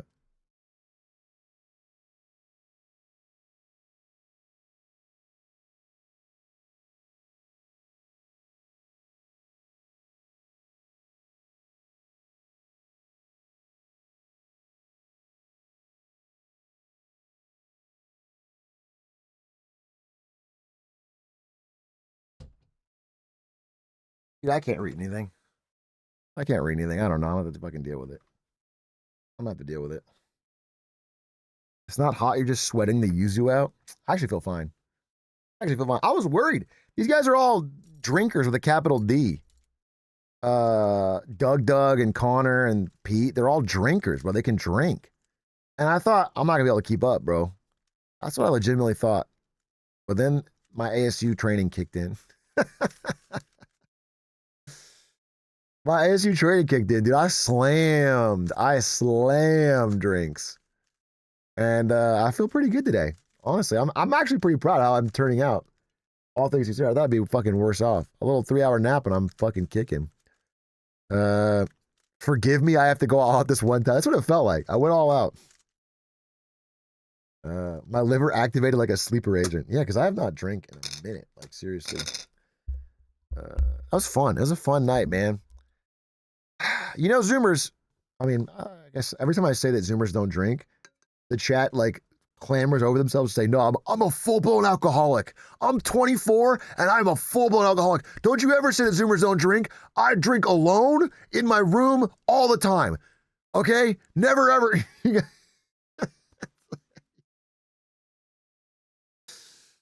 You guys always fucking clamor to try and fight the statistics that Zoomers drink less. But I will say, the CEO of Heineken had a point, dude. There's something about being out with the fellas, or the women actually, but in this case it was the fellas. Having a couple beers, kicking back. You know, there's something beautiful about it. It's like, well, that might be. I'm not saying people gotta. I think drinking is overall bad. Of course it is bad for your health. But as a social activity, it's not horrendous. It's nice. It was a good night. I had a good time. And I think you know, or a ladies' night. Slay. It's also good for teaching shame to weirdos. Bro, there's girls here and you're freaking them out. Chill. Yeah, sure. Yeah, 100%. You're saying bullying more. We should bully more. I agree. We should bully more. Release your inhibitions. Feel the rain on your skin. Who drank the most? That's what I'm saying. It might have been me. It might have been me. Although, definitely for the first 3 hours of the night, it might have been me. At the very end, when I start really feeling it, I was like, all right, give me some water. And my last one, I nursed. So it's possible I got lapped at, I got blue dogged in Majora's Mask and they fucking lapped me at the end. But I would say I was top 2 for sure. Water's clutch, bro. You got to end the night with water.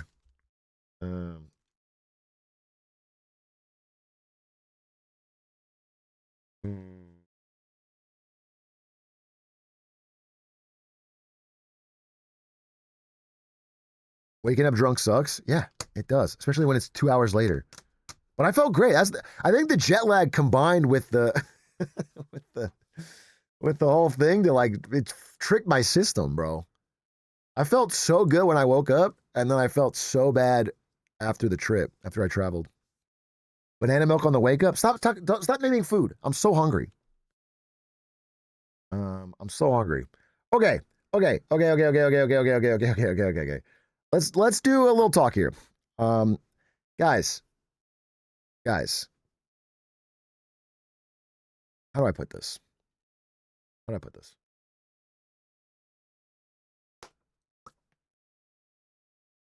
Chatters, viewers, there's a lot of problems in this country.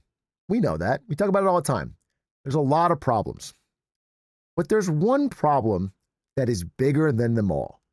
There's one thing we have been asking for and begging for over and over again. And I mention it. It's the core root of a lot of discontent, a lot of angst in this country. And it's housing. Okay? People, especially young people, feel like they can't get a place to call their own. And that used to be a very stabilizing thing for society. Again, the average age of a first-time homebuyer when I was born in 91, dear God, I'm old, was 28.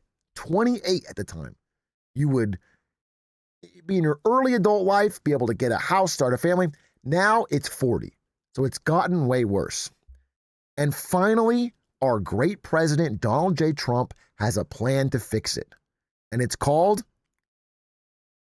the 50-year mortgage. Released with this great Truth Social post that shows FDR, 30-year mortgage, Donald J. Trump, 50-year mortgage. It's 20 years better. Okay? Now I want to explain what this is, bro, because here's the thing. Housing costs have gotten too expensive. People can't afford even the loan to get these houses because the monthly payment is too high.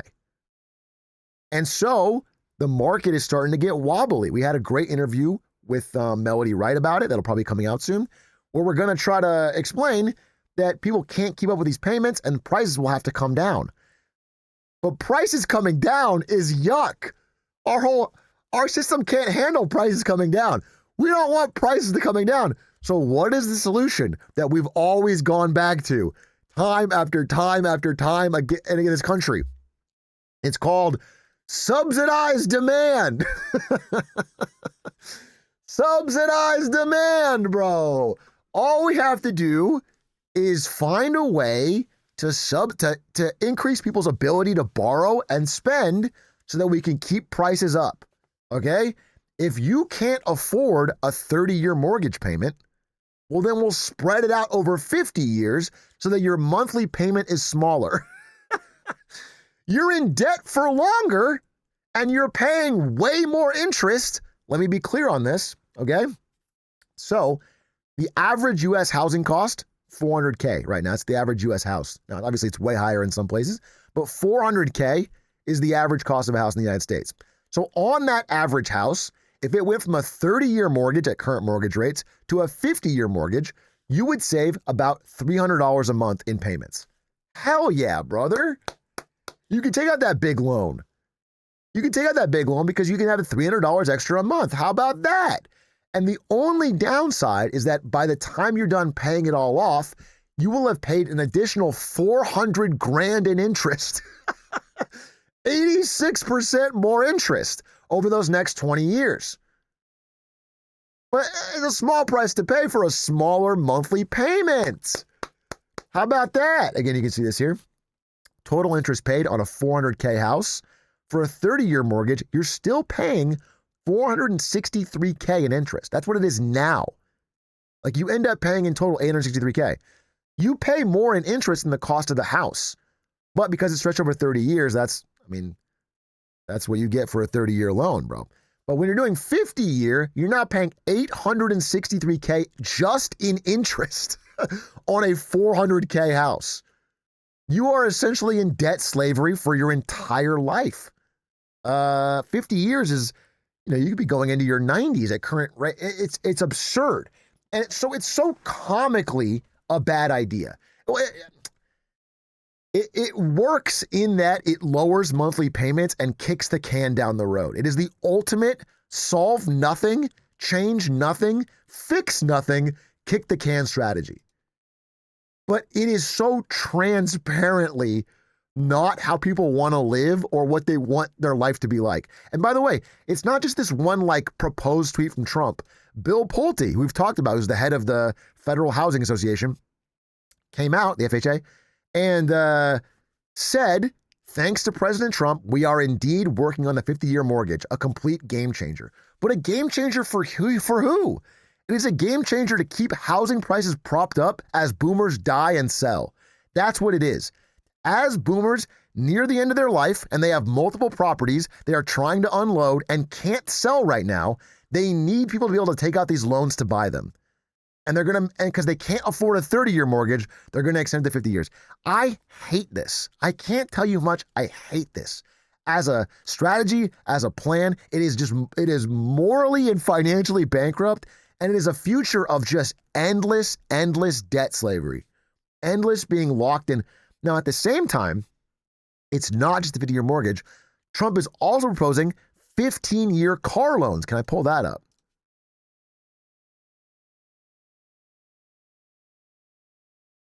Let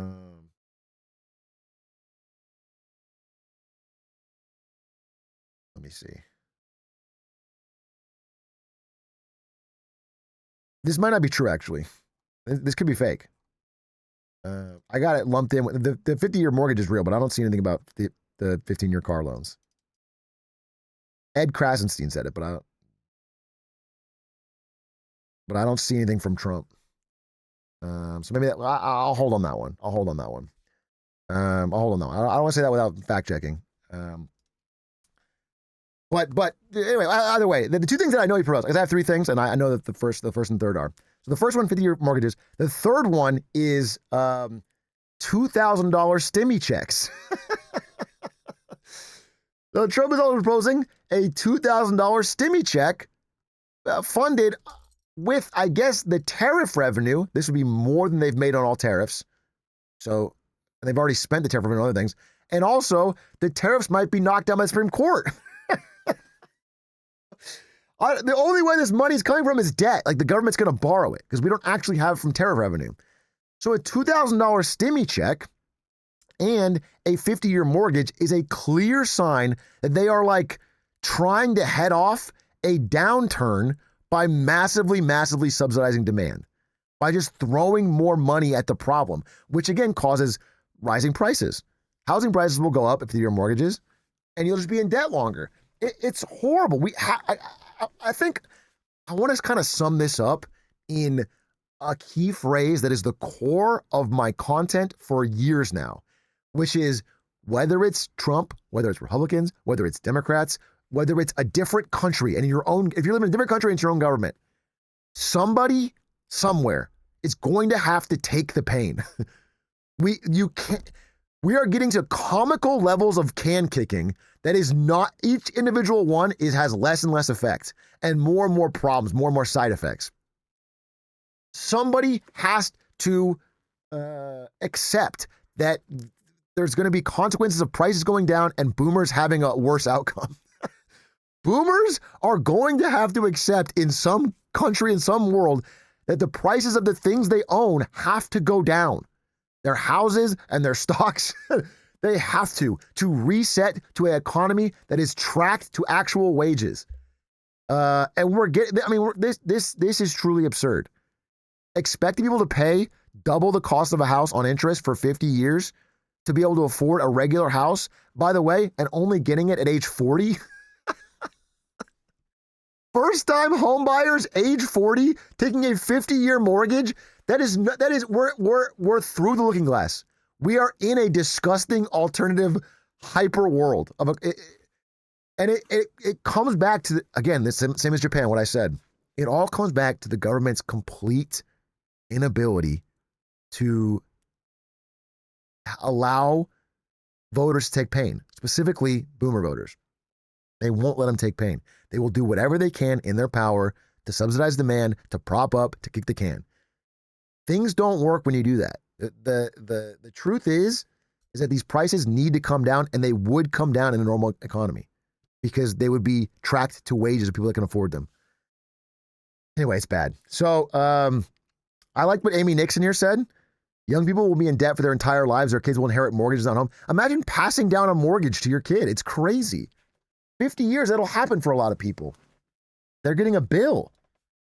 Additionally, you know, if I do a little economic extra look at this, one of the worst things about 50-year mortgages versus 30-year is that in the 30-year mortgage,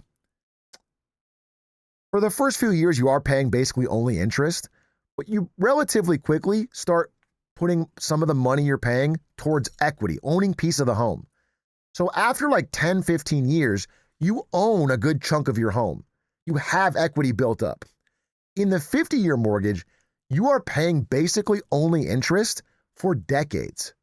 Like you could get a house at 40 and at 60 still own like 2% of the house. Like you own a small percent. You've just paid nothing but interest. So that like it's just a dark future, bro. It is a dark future. Now I do want to say, I'm not trying to toot my own horn here, but this is a quote from me. You don't.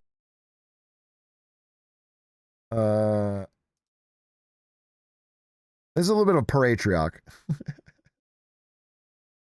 This is a bit of a Atrioc. In that interview with Melody Wright, which is 5 days ago, aka 3 days before Trump posted this tweet, and then all these news articles started about the 50-year mortgage. This is from me. Okay? Biggest. But or you do like Canada and you start getting like, it's like no one can afford the payment on a 30-year mortgage. So you start adding 40-year mortgages, 50-year mortgages, so you can make the payment smaller. So people can, like you start doing anything like that so you can keep people's ability to buy at these prices possible. I mean, is he watching? Bro, I put that out and then fucking 3 days later, Trump is tweeting 50-year mortgages. I'm the new FDR. This shit's crazy. But I was like half joking because it's such a comical thing to do. It's like this, it's like such an admission of desperation of like, we have no way out where we can keep propping this shit up. I mean, what's next? Dude, because it doesn't solve any problems, the problem will continue, right? And so the next thing you have to do is a 70-year mortgage or a 100-year mortgage. You have to, when someone comes out of the womb, you have to give them a mortgage for their entire life. They're just in permanent debt slavery for a house they don't even own. It's ridiculous.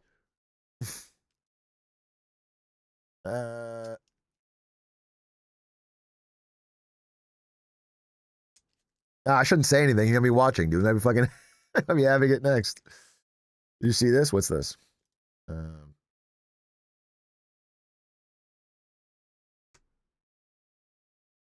White House officials are furious with Bill Pulte, the Federal Housing Finance Agency director, who talked the president into suggesting a 50-year mortgage plan. On Saturday evening, Pulte arrived at Donald Trump's Palm Beach Golf Club with a roughly 3x5 poster board in hand. A graphic of former President Franklin Roosevelt appeared below 30-year mortgage and of Trump below 50-year mortgage. The headline was Great American Presidents. Roughly 10 minutes later, Trump posted the image to Truth Social.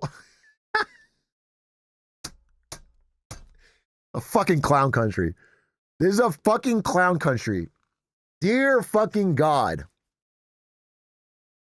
What that shows too, listen, obviously Donald Trump is going to jump at any chance that he thinks he can be compared to great presidents and whatever. I don't think Trump deeply thought about the interest implications of the subsidized demand of the 50-year mortgage, but Bill Pulte did. And it shows that Bill Pulte and the FHA are seeing what Melody Wright was talking about. They are seeing the clear deterioration in the housing market. It's coming, fast and furious. It is coming. And so they're trying to get ahead of it by finding a way to, again, subsidize demand and prop things back up. But the data they're seeing is clearly bad. He is rushing to Trump's office to fucking poster board trick him into pushing this horrendous idea. Could it be possible this doesn't even work? Yeah, of course it could. Yeah, that could absolutely be possible. But, you know,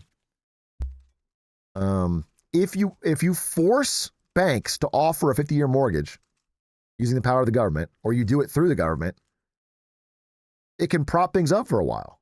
It can. I don't know if it'll work, but it can, because, you know, let's say you're a young person. Let's say you're 27, right?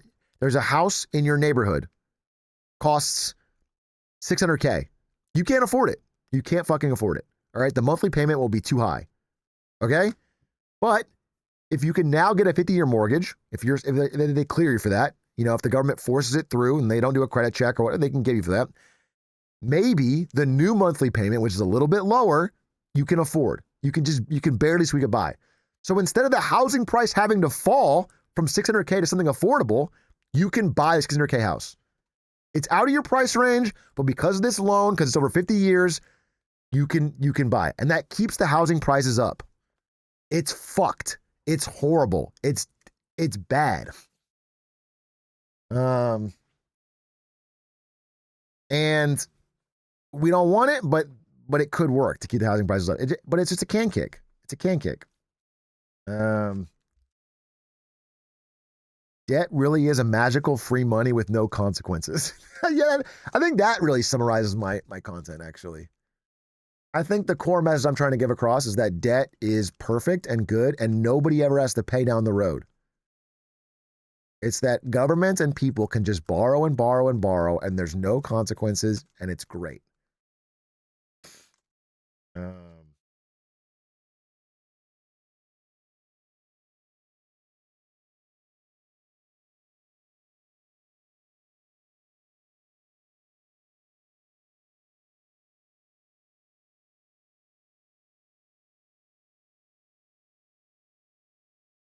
Milk Skims, thank you for the 9 months. Austin, thank you for the 13 months. Did you see this? What's this?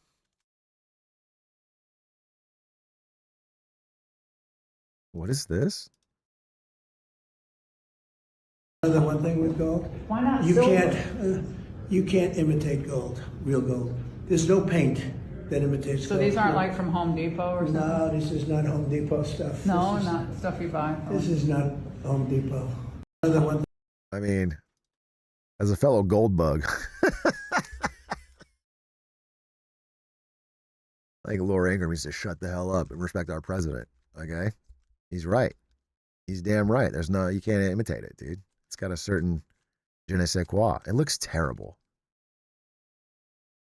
I've been saying it, but it does feel like after all the things, whether it's like the ICE raids or whatever, just him constantly being surrounded by gold, talking about other countries and building the ballroom in a month where things are really bad for affordability is doing worse damage to his numbers than anything else.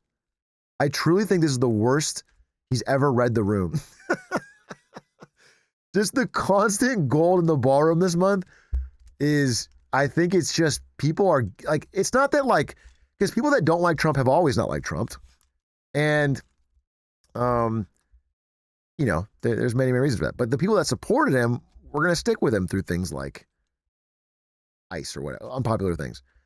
But this, it just makes it hard for them to defend him. Like, nobody wants to wave the MAGA flag around when they see when they see him say affordability is not a thing, it's a hoax, in front of a giant fucking wall of gold. It doesn't.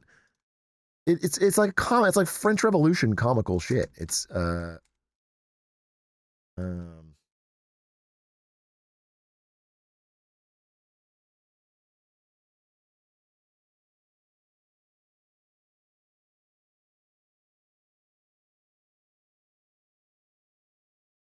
you should make your stream room gold.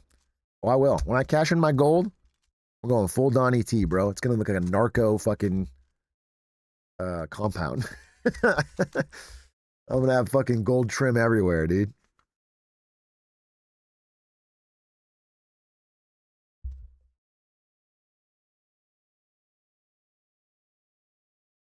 I'll get a gold grill. Oh yeah. Oh yeah, I'm gonna cook. We have a hall of chatters. How can I fit every chatter? You know what I'm saying? If every chatter is special, why would I have a hall of some? None are more special than others.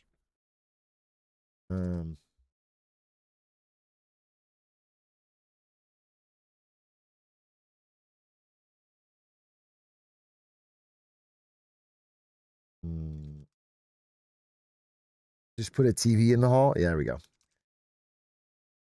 Take 100-year mortgage on the hallway, dude. Let's get a 100-year mortgage. Let's just fucking go all in, bro. Why pussyfoot around? Don't stop at 50, Bill Pulte. Give me a 100-year mortgage. Just own nothing and be in constant debt. Just dude, I'll say one more thing. Because this reminds me of a phrase. So I did that interview with Bill Moreland. It's still not up. I apologize. But Bill Moreland is a bank regulator. He used to work as a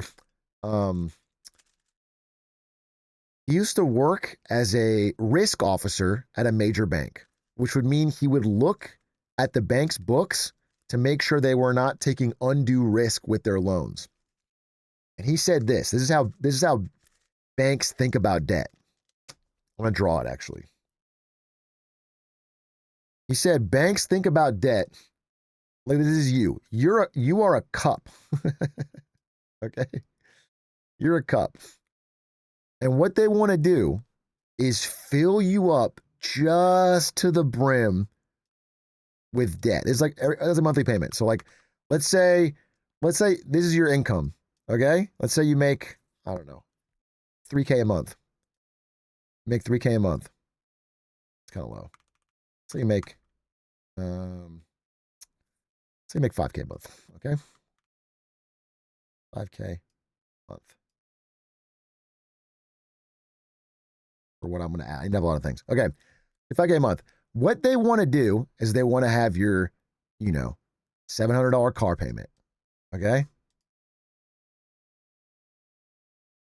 They want you on a credit card. $600 a month, whatever. They want you on a mortgage doing, $3K a month. They basically want to fill this up exactly to the brim. And then he said, if you're really good at the job, if you want to get promoted, they have to find a way to make it bubble over just a little bit without spilling. They need to make sure that every available dollar that you have that can go to a monthly recurring payment is going to it. And so they try to find creative ways, like their whole job is to find creative ways that you can afford more debt, that you can continue servicing debt constantly. And it really is horrifying. And it's not just like, I think some of you look at that and go, oh, that's just evil. It's just, that's just evil. But what you're not understanding is that it's also stupid on their, it also adds incredible risk on their part. Because if it bakes in all this risk to our economy, because if this changes at all, you have no wiggle room. And the only reason that the banks can do this is that they expect to get bailed out if shit goes wrong. It's the moral hazard. If the government did not bail out and guarantee this insane level of debt, they would have to be way safer about it. They wouldn't give you the debt right to the edge of your fucking bubble because they know if you lose your job or you make slightly less this month or whatever, then all of this can come crashing down. This can all be debt you can't pay, which is happening to a lot of things. The defaults are rising. You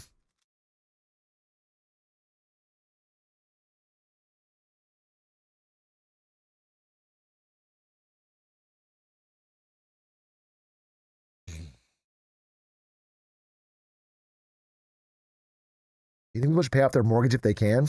Mortgage interest is less than investment returns on average. Feels like you should pay down the debt if you can, but mathematically it makes more sense. If you have a 30-year mortgage, it depends on the interest rate that you're paying every month. If you have like a 2% interest rate, you should not pay that down. You have an incredible deal. You have a 3% or a 4%, I wouldn't pay it down.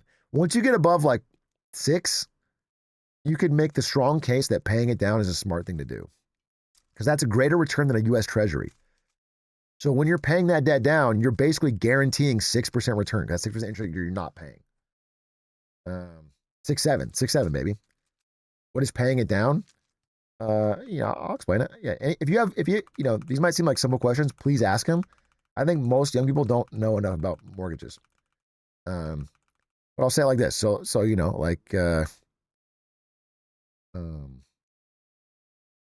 let's say you owe $500K on a house, right? You got to fill this bar up.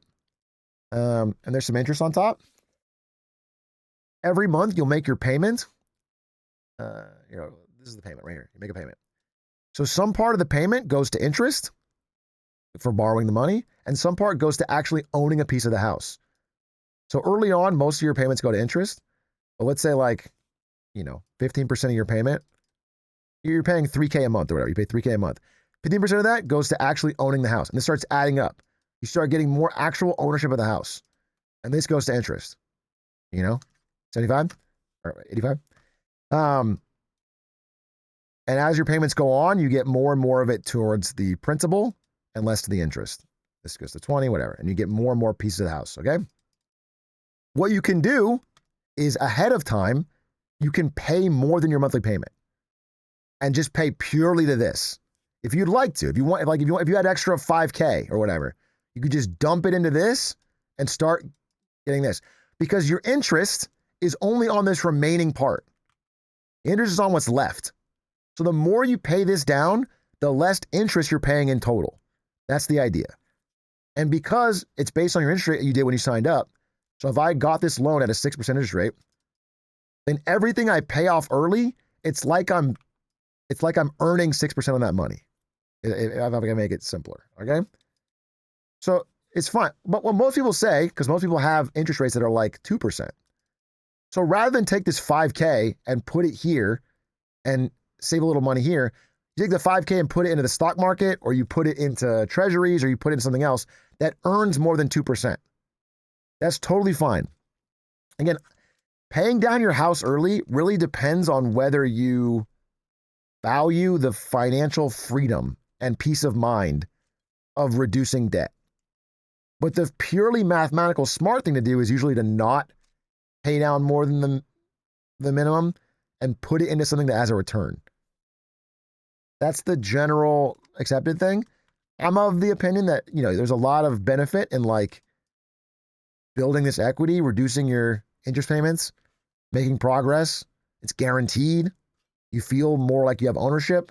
Paying this off eventually is going to feel great, but there's different sides to it, right?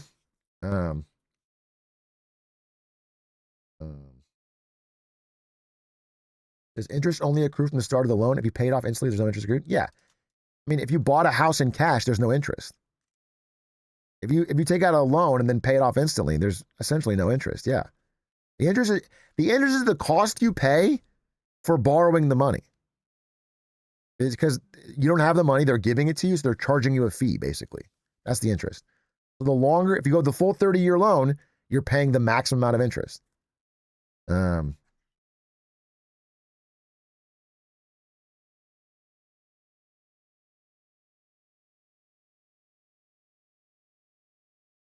Is it dumb for me to pay my student loans if I have a less than 6% interest rate for the same logic as this?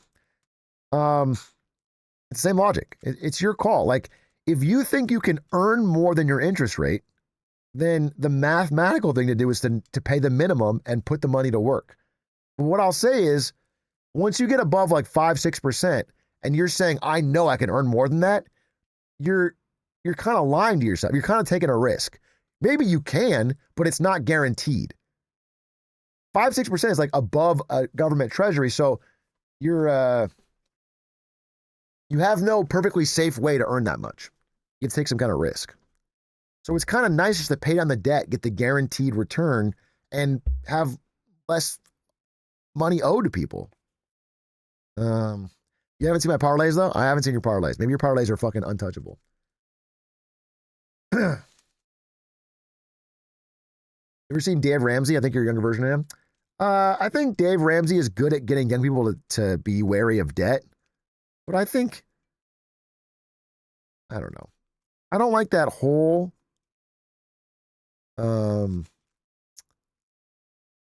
style of content, which is mostly about calling up young people and shaming them for their financial choices in like a Jerry Springer move so that other people feel good about themselves. That's more Caleb Hammer than it is that guy, but they do that. And like, the people that watch it are really watching it to feel better about themselves. They're not watching it to learn. They're watching it to like see somebody who's struggling and be like, haha, wow, I'm not that bad. And I think it's kind of a shitty thing to do, content.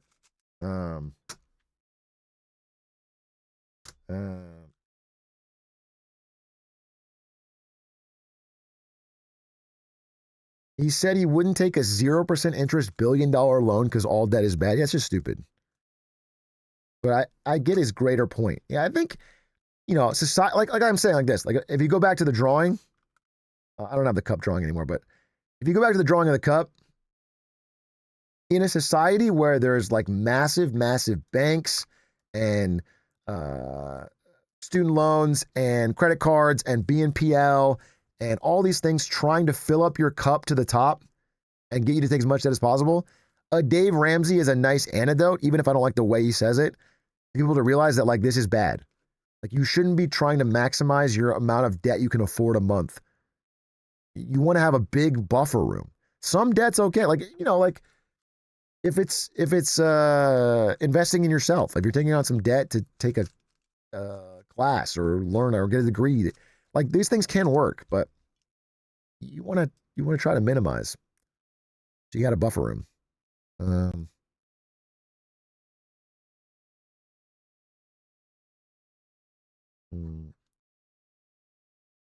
I'm investing in a $20 buy now, pay later burrito. You can really take this argument far. I'm investing in myself because I'm hungry. And so I'm door dashing nachos. And when they arrive, I'm not going to be hungry anymore. Food is important. I would die without it. So I'm investing in myself.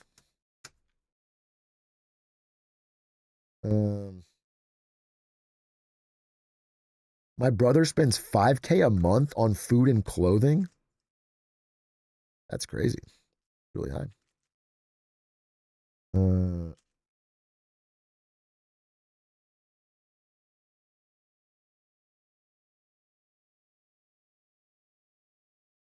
what you said before, you're saying when you add the probability of the government bailing you out, suddenly the math pans out. Well, look, like I said here, right? I mean, I fucked up this drawing. But like, okay, you're a bank, and you see this guy who's like right at the limit of his debt cup. This guy makes $5,000 a month, and 4.9K is allocated. It's going to different loans. Like, this guy's paycheck to paycheck, all right? All of his money is going to servicing the debt on different loans, credit card, student loans, car, house, whatever. If you're a bank and you're like, should I give this guy a loan for a jet ski that'll cost $200 a month? I mean, maybe he can afford, or even say 100, even if it's 100, it's $100 a month. You go, if you are a proper risk assessment bank, you go, listen, this is too risky. He's probably not going to pay us back for the jet ski. He's right at his limit. He's gonna default. Something's gonna go wrong, and then we're not gonna get our money back. But if you're a bank that goes, if he defaults, the government will have our back. Well, then you give him a $200 loan. Who cares? Like you want him to take on more debt because you're getting the payments. That's the world we're in. We're in a world where the banks don't have to take proper risk. So they give you more loans than you can afford because they know if shit goes south, they're fine. That's called moral hazard. And that's the problem. Can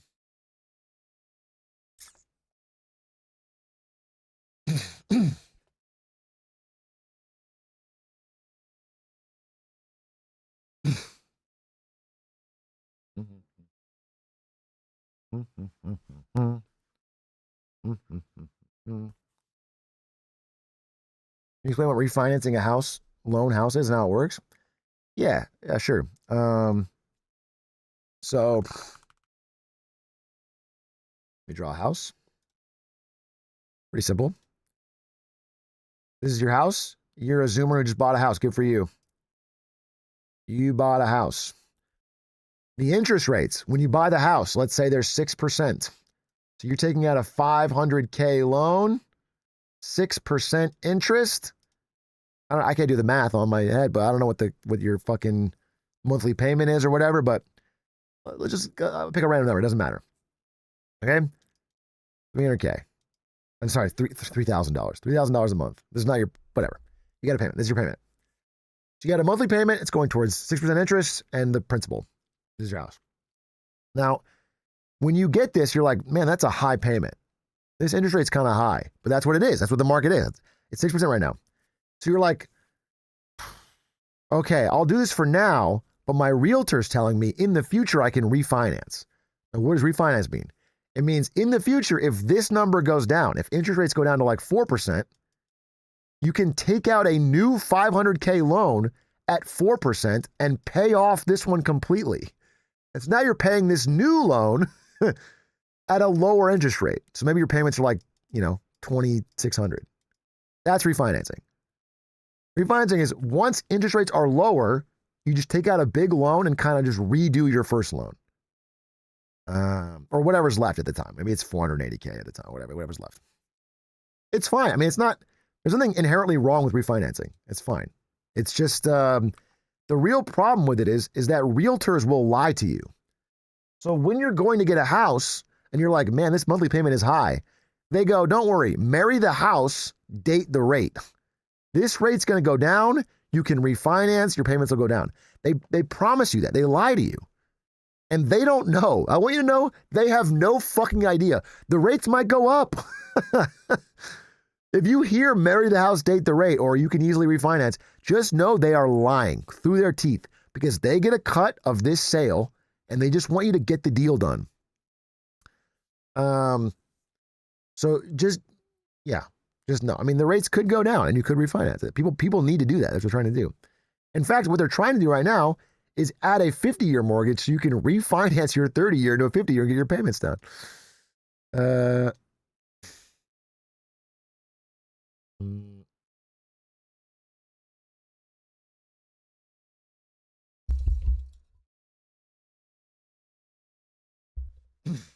When you refinance your house, do you lose your equity in it? No. You're only taking a refinance on the part of the principal you haven't paid. If you have a $500K loan and you pay down $20K, you're doing a $480K refinance.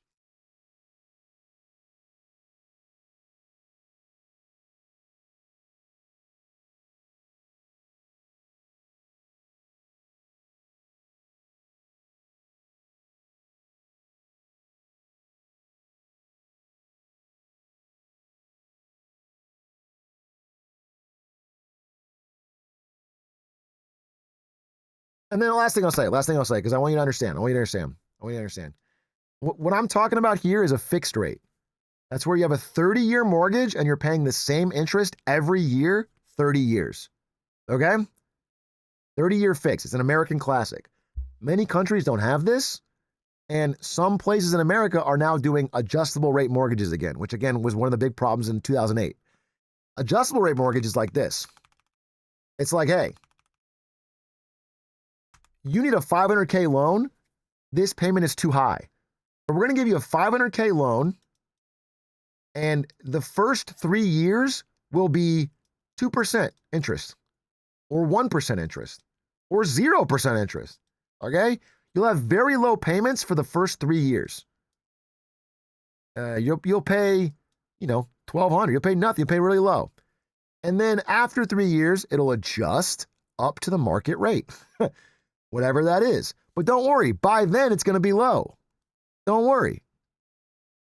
And what happens with adjustable rate mortgages is that people get them and they can make the payments fine and dandy for the first year, 2 years, whatever long the arm lasts. Usually it gets a 2 year adjustable rate mortgage. They make the payments. And then all of a sudden, it spikes up to the actual rate, 6%. And their payment goes from $1,200 to $3K. And they can't afford it. And all of a sudden, it's fucking chaos. All of a sudden, they're screwed. And then they have to kind of try to sell the house to get out of the money. And everyone's trying to sell at the same time, and the prices come down. That's like 2008. So you have to be wary of it. This happens a lot with cars. A lot of you have probably been faced with a possible car loan where they go like 0% down, 0% APR for the first 24 months or whatever. And basically what it is like you can buy the car for like no money and no payment. It doesn't kick in for 12 months, 16 months, whatever.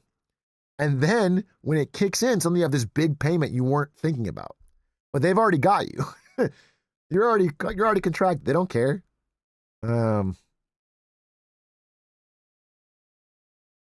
I don't know. We covered a lot of mortgage stuff today, but I think it's cool for you guys to know. I think that's good.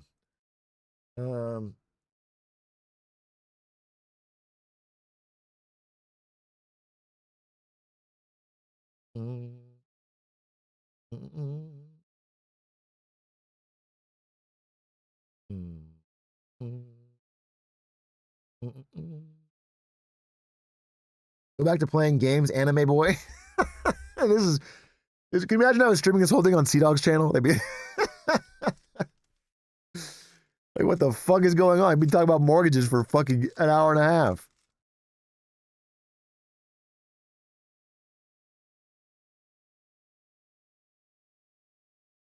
Are there other examples of moral hazard? Dude, moral hazard is the rot at the heart of almost every financial transaction in America. It's the idea that you don't have skin in the game. It's the idea that you're not taking on your own risk. It's that you make a bad decision and someone else pays for it. Politicians are like that. Like a politician could be like, here's the thing. Let's say a politician promises you something that the state can't afford. Let's say you're, I don't know, the governor of Idaho or something, and you're like, listen, we're going to do, you promise something crazy, but you're not going to raise taxes because that's politically unpopular. So the government doesn't have the money to do it. But like, we're going to build 100 bridges. We're going to build 100 bridges, and I'm going to be at the ribbon cutting ceremonies, and we're going to do free bus or whatever. I'm not saying free bus. I'm not trying to knock anybody. I think he's got the money for that. Zoran is proposing tax raises. That's not what I'm talking about. I'm talking about somebody who's like, yeah, we're going to cut taxes and we're going to build more or whatever. And what they're doing is borrowing. They're borrowing. Okay? So when they do that, they know that the cost will be hit eventually. But because they're a politician, they know it'll happen to somebody later. They might borrow at 20, they do a 20-year bond, right? They're borrowing to do things that are good for him politically now, but bad for the state and the budget later. And that is moral hazard because you as the politician don't care. That's someone else's problem. That's the future problem. I get to be famous and get votes now. That's moral hazard.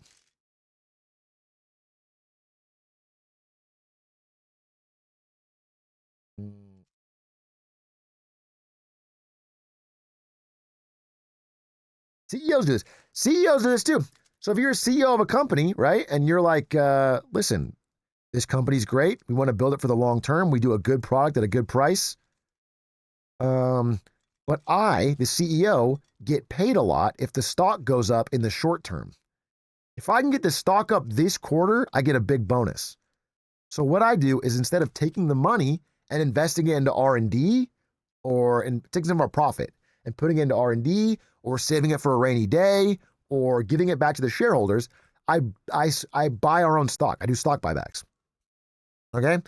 I take that extra money and I buy the stock. And that pumps the stock price, which allows me to get my bonus. And that is moral hazard. That's you knowing you're not going to be around for the consequences of this action. That's like Intel. Yeah, then you dip.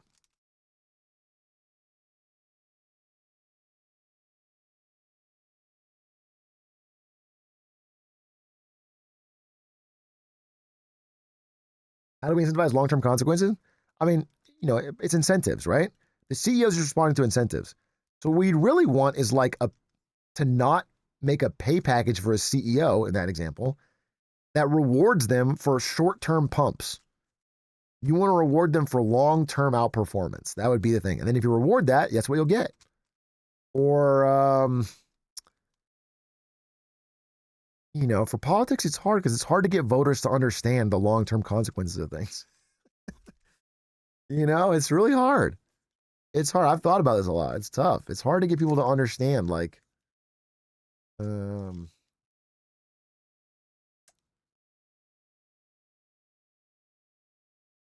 it just has to be either education or you have to do,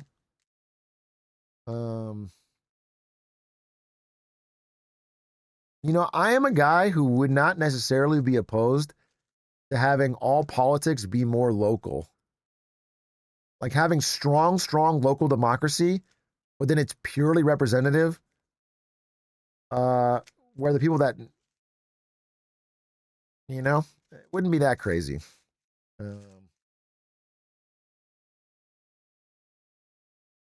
Because people just can't, there's too much to think about. People can't know.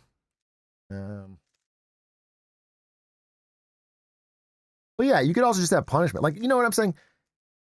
If somebody bankrupts their state to get political points, you could also just punish that. Even if it's not electoral, you could have like laws. You could have budgeting laws. You could have that you must require a balanced budget. There's like all ways you could make the incentives. People are just responding to the game they're dealt, dude. People are responding to the game. And if the game is rewards bad behavior, then they're going to have bad behavior.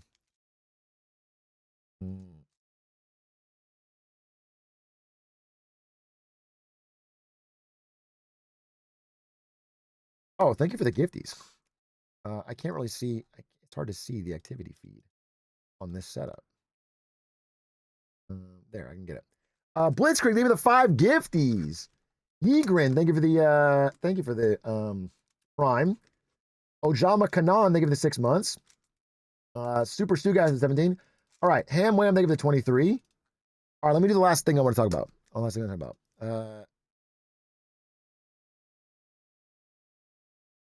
Last thing I want to talk about.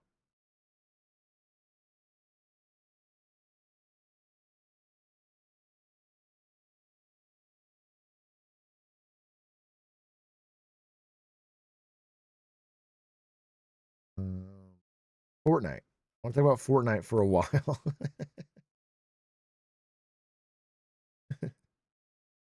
Okay. Let's see. If you have seen The Big Short, you may know Michael Burry, played by Christian Bale in the movie. He is the guy who first saw the housing bubble in 2007. He read the actual documents. He saw the dog shit FICO scores. He saw the adjustable rate mortgages. He saw the things that couldn't be paid. And he made a massive bet, a little early, but a massive bet against the housing market that paid off. Now, the real Michael Burry is a little more complicated. And he's had a pretty interesting history since then. People will say he's predicted a lot of crashes that haven't come true. I will say, if you look at his funds performance, I think I have it here. He definitely has had a couple. He's tweeted some things that are just dead wrong. But he's had here. This is his performance over the past 10 years. He's done rather well. Over the past 5, pretty well. In the last 3, pretty badly, and over the last year, a little bit less than the S&P 500. So, in the recent years, he has not adapted well to our current insane market. but over 10 years, his performance does beat the S&P 500. That's Michael Burry. Okay, so it's a complicated man.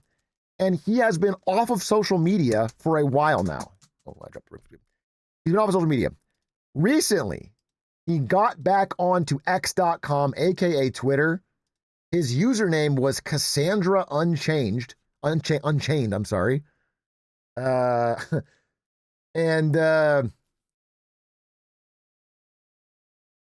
Cassandra, again, a reference to the Greek fable of the woman who was cursed to know the future, but no one would believe her. So he's getting on the nose. Okay? He's on the nose. He's saying he knows things are going to be bad and no one's going to believe him. Okay? And he tweeted this. He said, "This was me then. This is me now. Oh, well, it worked out. It will work out." So he's back. And he posted this. Sometimes he's using photos I guess if Christian Bale played me in a movie, I would use the screenshots too. But it is funny because in real life, he looks more like this.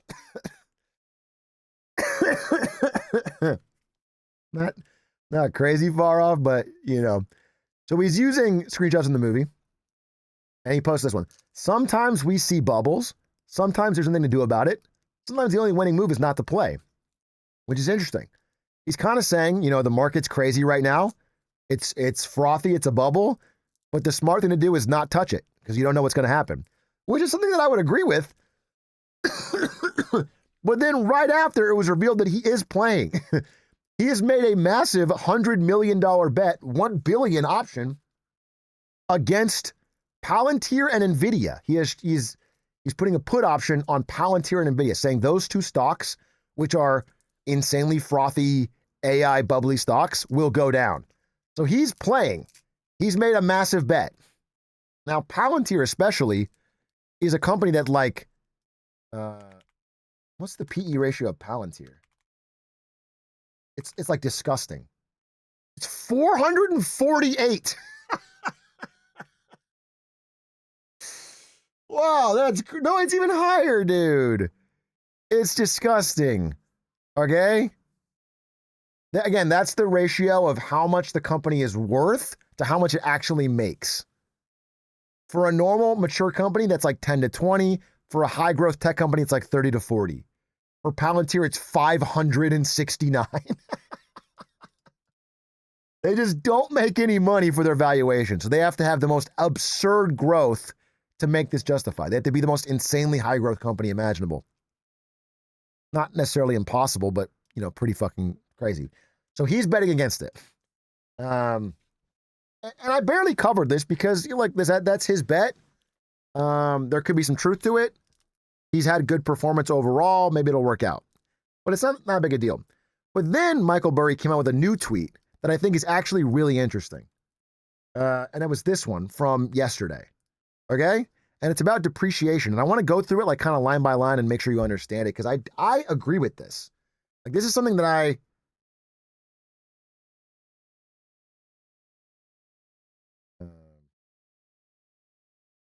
need to sign into. Did I have to use my phone? God damn it. God damn it.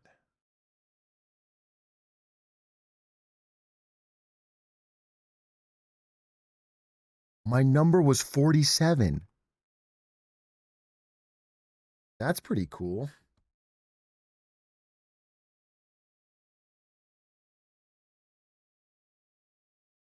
That's pretty cool. Okay. This is the tweet, okay? Don't read that out. I already clicked that. I'm already through it. Okay, I can't do anything about it. Okay. This tweet. Understanding depreciation by extending useful life of assets artificially boosts earnings. One of the more common frauds of the modern era. So this is part of, he's openly declared war against basically NVIDIA, Palantir, and the entire AI bubble. And after not tweeting for a long, long time, for being completely off social media, he's now back with a massive bet and talking. Massively ramping I can go line by line and explain this, but let's read it first. Massively ramping CapEx through purchase of NVIDIA chip servers on a 2-3 year product cycle should not result in the extension of useful lives of compute equipment. This is exactly what all hyperscalers have done. By my estimates, they will understate depreciation by $176 billion by 26-28. Okay? Now let me explain what the fuck he's talking about. So, if you have a business, you guys pick. What business do you want? What is your business? Give me a business where you can actually, where you, glizzies. Okay. Glizzy. Okay. You have a hot dog stand. Okay. This is your hot dog stand. Hot dog stand. Okay. Hot dog stand. There's a glizzy here. There, perfect. This is your dream come true. You have a hot dog stand. Okay. So first, I need to explain what depreciation is. So if you're a hot dog stand, let's say you make $100. Should I do month or year? Fuck it. Fuck it. We'll do fucking. This is a bad hot dog stand. We'll do it. I need a bigger number. What would a hot dog stand make it in a year? Let's do 20K, okay? 20K. That's what you made on your hot dog stand this year. You made 20K. All right, you sold enough hot dogs to do that. Okay? Now let's say this stand costs 30K. Okay? So in year one, if you subtract the cost of your stand to get your stand, to get it all going, you lost $10,000. But, let's say let me do this right. Let's say your cost of doing business, the cost of like making the dogs, your time, whatever, if you had an employee, the day-to-day cost of doing business is like $5,000. Okay? So normally you'd make 15K profit, but you had to buy the stand. So that was 30K. Okay? So you lost $15,000 this year. But in a normal year, like next year, you're really profitable. You're profitable. Okay? You're doing pretty well. So, what you want to do is spread the cost of this big fixed item over a number of years. That's why they do depreciation. If you put all this cost in the first year where it happens, it makes your business look really bad when it's actually not that bad. So you spread the cost over a number of years. An accounting trick, but it makes sense. So what you're supposed to do is you spread the cost over what is called the useful life of the item. Okay? So you might spread this 30K thing over, how long do you think it'll last? I don't know. 10 years? 10 years. Okay? 10 years for this hot dog truck. Okay? So instead of $30,000 minus this year, it's minus $3,000. So now your business looks pretty good. 12K profit. Okay? Things look pretty good. And every year it's minus 3,000, minus 3,000, minus 3,000. Okay? That's the general idea. Okay? With GPUs, what Michael Burry is saying is that they have lied about how long they will last. He's saying that these companies have bought GPUs and on their books, they are depreciating them over more years than they will actually last to make this number smaller and make the profit seem good. Okay? That's the idea. So he's pointing to a real example. So look at this. This is how long different companies, I'm covering this. Can I make it smaller? There. This is how long different companies have been saying on their books that the compute will last, that the GPU spend will last. In 2020, they said it would last 3 years at Meta. Now they say 5.5. Now, why did that change? Do you understand? Why did suddenly they say the GPUs are going to last longer and longer and longer? And it's because when they make these changes, they get to drastically increase the amount of profit on their books that year. It lowers the depreciation costs. And what he's noticing, the trend that Michael Burry is noticing, is that all these companies, all at once, are all increasing their lifespans. They're going from 3 to 4 to 4.5 to 5, 3 to 4 to 6, 5 to 6, 3, 4, 6, 4, 5, 6. Okay? And I have a specific example here. Like, again, these are like stories that go underreported. You don't even see them.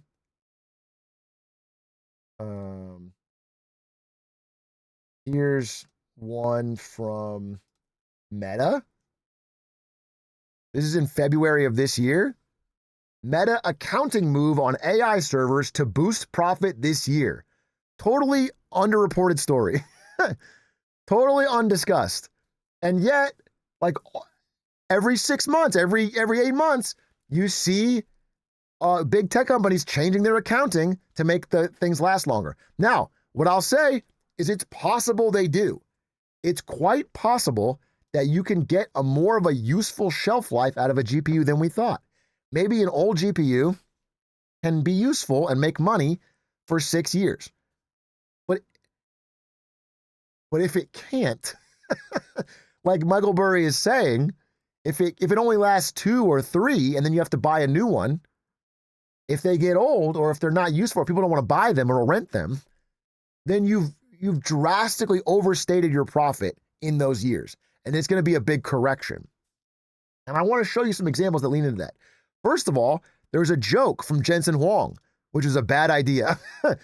Jensen Huang joked and said, hey, once the new GPUs come out, the old ones you can't even give them away.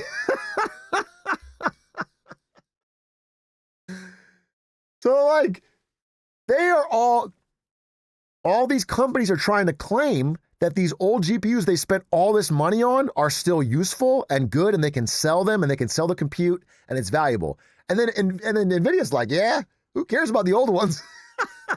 You got to get the new one. So like, this is directly contradictory. But also, here, wait, I got this one. The proof is they're not able to sell these old GPUs. Like, let's say you're like Oracle, right? You buy a bunch of GPUs, you build a data center, and then you rent out using that to AI companies. So if you want to do character AI or something, you will rent this data or OpenAI.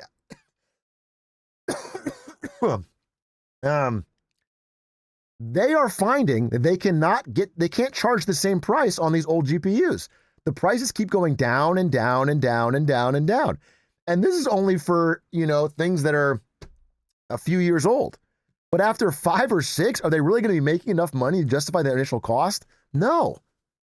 That's what Michael Burry is saying. I think this is like one of his best points. I think this is one of the, like, anyone can say that things seem frothy and overvalued. I say it all the time. Like, everyone knows that we're in like a crazy, frothy market. Like, valuations are extreme, but you never know when that's gonna change. But this is like him looking at hard data and going, they are lying in the accounting to make it seem more profitable than it is. And in fact, these GPUs are like a massive, massive expense that's only going to last you a few years before you have to buy a new one with another few $100 billion. So it's a real issue. It's like I think it's a smart take. And I thought this tweet was pretty good, which basically said, like, this is kind of how I think about it. Nervous that some large percent of the economy is held up by GPU depreciation napkin math. Like, it does feel like that's what it feels like. It feels like these companies are not being like, okay, this is the honest mathematical how long they're going to last and how much we can make on them, and let's be real. It's kind of like, let's say 6. let's say 4. Let's go 5. Let's go 6. Like, they just keep, you know what I'm saying? It feels very napkin math. And I think this is like a sharp insight by Burry, whatever you think about other things he's done. I think he's on to something worth talking about with it. Whether or not his fucking puts will pay off, I have no idea. I think betting against NVIDIA or Palantir have both been really bad decisions. Same thing as Carvana. I know that Carvana is a fraud company. I know it. I know that Carvana is giving car loans that will not get paid back. I know that Carvana is overpaying for used cars in a way that will punish them financially. but I don't know when it becomes real. I have no idea. And so you can't bet against it. It's just not. So I don't know if Michael Burry's thing will work, but I do think he has a really good eye on the data of this, I think, accounting trick that big tech is using to make it seem more profitable than it is. To justify the 300 billion. And again, there's other articles that cover this, like the AI bets that fueled big tech surge now threaten rich profits because the bills are coming due on some of this depreciation. Depreciation expenses are expected to rise, putting pressure on companies to show bigger returns in their investment, with some investors warning of a potential earnings headwind if AI investments don't lead to significant revenue and profitability growth. And that's with them kind of lying about how long they'll last.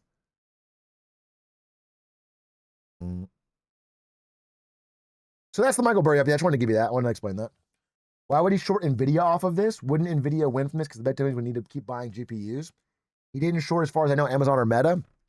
I think he's going to the heart of the problem. He's basically saying that once these companies and their investors realize that they have to keep buying hundreds of billions of NVIDIA GPUs all the time, and they're not lasting as long as they thought, they're going to stop doing it, and it'll all hit NVIDIA at once. That's his fucking take on it.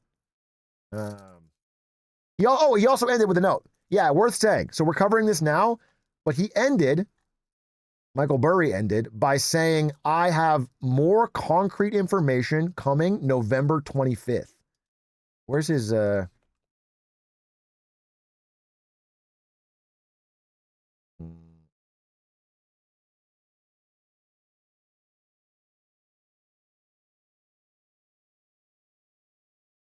his bio?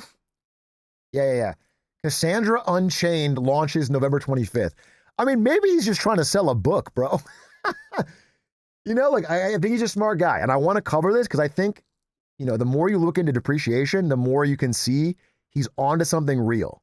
This is a real thing. But I don't want to be like, this guy's the Big Short genius. He truly is Christian Bale in real life and everything's going to be right. I don't want to say that. But I do want to say this depreciation thing, this is real. Like they continually are changing their depreciation and it makes their profits look good in the short term. One more thing I want to say. Where was oh yeah, his beef with Alex Karp of Palantir. So does anyone have the Alex Karp quote?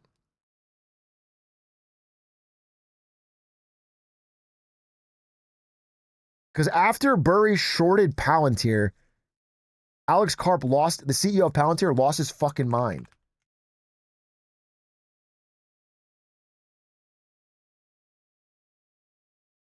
Alex Karp meltdown Burry.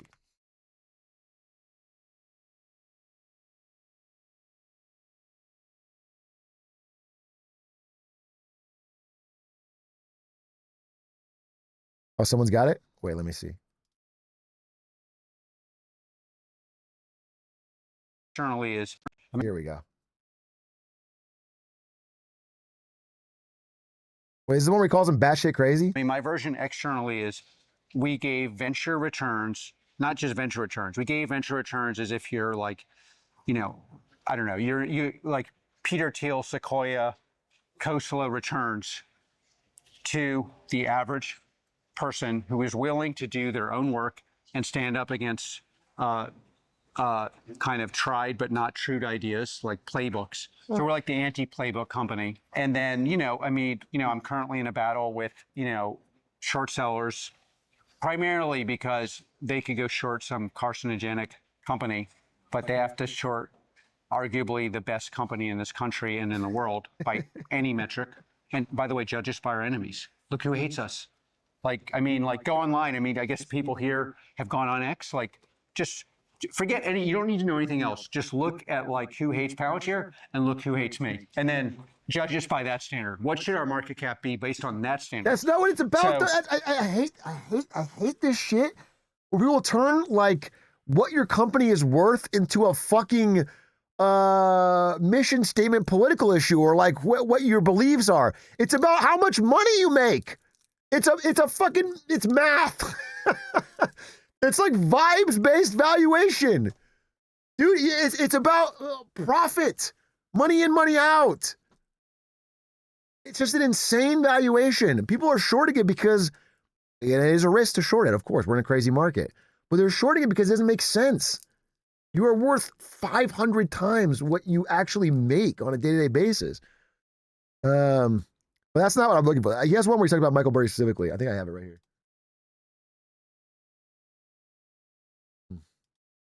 Palantir reporting third quarter results above expectations in a big way. The company issued better than expected fourth quarter guidance. Shares down in the pre-market this morning. We'll talk about that as well. But joining us right now is somebody we've been talking about, frankly, all morning. Alex Karp is with us, Palantir's CEO. Alex, it is so good to see you this morning. We had your biographer on the broadcast before, and we're speaking about you now in third person, but now we're doing it in first person. The earnings were a blowout, I think, across the board. We can talk about maybe why the stock market reacting the way it is. But, you know, I was listening to the call yesterday, and I wanted to, just for those who didn't get an opportunity to hear it, I think you made some fascinating points about why you think this company and maybe even yourself are so misunderstood. Well, there are lots of easy ways to misunderstand me. I misunderstand myself, and you know, it's not like the super conventional playbook thing. Look, we're an anti-playbook company. If you want to do the personal version, I'm like this dyslexic, formerly and I believe currently still left of center, who actually sticks up for progressive values, which triggers, you know, TDS loving people, because I think the Democrats aren't no longer progressive. And then the company is built in a truly sui generis, unique way, which would only be possible in America. And it triggers people with Trump derangement syndrome because he's too progressive. What are you talking about? I mean, the company is just AI services for the military. It's not. Why is it so political? I didn't know this guy was so political. He sells AI services to the military. Actually explodes every assumption of how an expert would build a software business. The more you actually know about building software, the more odd, unique, and inexplicable our rise in success, and I would say domination on the enterprise software battlefield looks and is.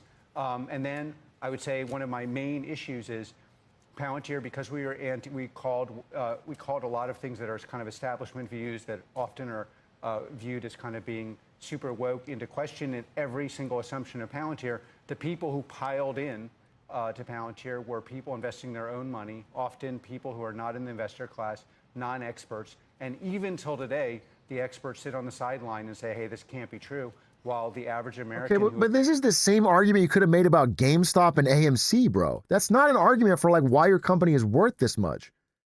That you convinced a bunch of people to throw their money in who are not real investors is like... It's like you're doing the apes together strong. You're doing like, this is exactly what Adam Aaron of AMC did, which is like, yeah, we're non-traditional. We have this movement. It's a movement of people who are angry with Wall Street and they want to do, it's like, bro, you're a fucking failing theater company. GameStop is a good company though. No, it fucking isn't. No, it fucking isn't. GameStop is a declining retail games company. What are we talking about? Every year they make less money. What are we talking about? It's crazy.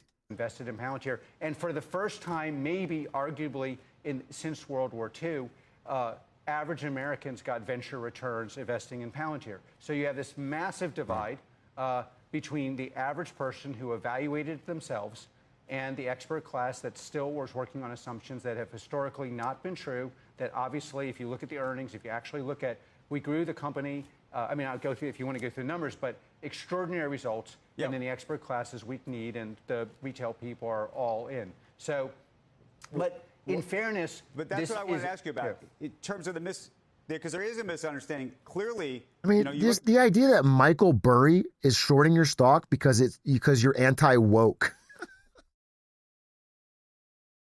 is crazy. You can make the argument that you're such a high growth company that the crazy valuation is worth it. You can make that argument. That's a fair argument. You can say, look, they don't understand that we are on such a rocket ship of growth that we're going to grow into this valuation. I think it's so extended and so extreme that I think that's tough. Just because your main client is the government, but okay, fine.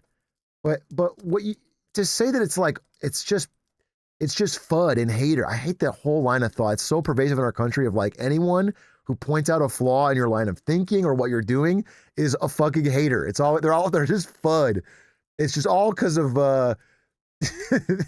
they have no points and I find that so frustrating. Most analysts, think that this stock is overpriced. You have people like Michael Burry out there shorting it. Everybody who's shorted this stock thus far has been on the losing end of it. And I'm trying to understand if you look at sort of the growth trajectory, the sales, how much of the sales, frankly, I think actually even there was a huge part coming from even existing customers, and just what the scale of this thing ultimately looks like in your mind. Okay, there are two parts. Of course, when I hear short sellers attacking what I believe is clearly the most important software company in America, and therefore in the world in terms of our impact, simply to make money, and trying to call the AI revolution into question, where we have this anomaly. Even this adjusted free cash flow. What was the adjusted? It's crazy these tech CEOs take shorts so personally. That's another bad sign. It's a red flag. I think that's from one of Warren Buffett's letters way back in the day. But it's like if the CEO is angrily fighting short sellers, it's a weird red flag. It's a weird sign, because if they had a true great company that was growing, they wouldn't fucking care. If it wasn't built on hype and getting everyone to agree, they wouldn't care, because the numbers would go up and then it would eventually correct up anyway. Like, short sellers shouldn't hurt you if you are actually growing at the rate you're supposed to be growing. But if you're focusing on the stock, if your goal is to pump the stock, then you fucking have to hate short sellers and demonize them and attack them and trying to call the AI revolution into question, where we have this anomalous numbers, 114, rule of 40, et cetera. It just is super triggering, because these people, they could pick on any company in the world. They have to pick on the one that actually helps people, that actually has made money for the average person, that is actually supporting our war fighters. Why do they have to go after us? And I'll tell you what, it's crazy motivating, because I'll tell you why the short sellers are constantly getting screwed by Palantir. Because every time they short us, we just are like tripling down on getting the better numbers, and honestly, to make them poorer. But okay, so the question of the actual power of the business. I can't listen to a fucking billionaire tell me how fucking bullied he is by people thinking he might be overvalued. This is so fucking ridiculous. This is so ridiculous. And again, man, that makes you question the numbers, because again, adjusted free cash flow. What did you adjust? I hate this preponderance of adjusted EBITDA and adjusted cash flow. And it's like, just show me your actual free cash flow. Show me what you actually made at the end of the day. I hate all this accounting tricks people are using to be like, yeah, we grew our adjusted. And that's why I wear the EBITDA hat. One of the big things about EBITDA is the D, depreciation. Okay, it's kind of back to what Michael Burry's saying, which is that if you report only EBITDA, you are basically hiding or ignoring all of your costs, all your big, asset costs. If you buy a factory or you buy a fucking new GPU, or if you're using EBITDA, I'm not wearing the hat now, but that's why I wear that hat. Simply to make money. And it's crazy motivating, because I'll tell you why the short sellers are constantly getting screwed by Palantir. Because every time they short us, we just are like tripling. He's worth down $17 billion. Getting the better numbers, and he's getting bullied, honestly, to make them poorer. But okay, so the question of the actual power of the business and what is it worth. I mean, at the end of the day, one of the things that is actually in the book, the biography, and that I actually think you always have to ask is the person persuasive or are they right? And across all sorts of movements, political, you see this on the regressive part of the Democratic Party. We're about to probably have a complete disaster. I was born in New York. But if you actually said, do these things actually work? Everyone's like, of course I'm not going to vote for that. But instead they ask, does it work in theory? The theoreticians, you have to ask, how often have you been right? And Palantir is about pragmatic decisions that create unfair advantages for America and its allies. I'll be honest with you, I have not listened to this guy speak on extended length before. This makes me want to fucking short Palantir. This is crazy. He hasn't mentioned the fundamentals of the business one fucking time. What are you talking about? What are you fucking talking about? I'm not going to do it. You shouldn't, by the way. You shouldn't. In this economy, in this market, and what's going on, I think puts on high-flying companies are a fucking insane risk. And bear in mind, by the way, Michael Burry, even if fucking for, the 1 in a million happens twice and he's right again, he was hella early last time. I want you to know that. Michael Burry was hella early, even on the housing market. If this is 99 and not 2001, you could have years. Okay? So just be fully understand that. And, but yeah, him just like being a $17 billion, like, oh my God. And then only think about politics. I didn't understand how much that motivated him. I thought he was going to talk about how, like, listen, we are growing our fucking customer base. We got renewed bigger contracts with the military. Every year we're up 80%. He's not saying any of that. And on that, we've been right for almost 20 years on all major decisions, and I believe we'll be right going forward. Now, you could argue, I don't know, like they're constantly like, but they thought Palantir was overvalued at 10. They thought it was overvalued at 20. I'm not even here saying what the valuation is. I'm just saying find a company in the world that has a rule of 114, that has U.S. commercial growing at 121%, that aggregate growth in the U.S. is 77%, that has throwing off free cash flow in a way that's anomalous, and that is fully aligned with our customers. And you figure out the value, but they're in the business of being skeptical and being wrong, and we're in the business of giving an unfair advantage to American workers, American warfighters, and our investors. Being short is a very difficult place to be because you can lose everything, right? You can drive these people into the ground. Thank God. Like Michael Burry.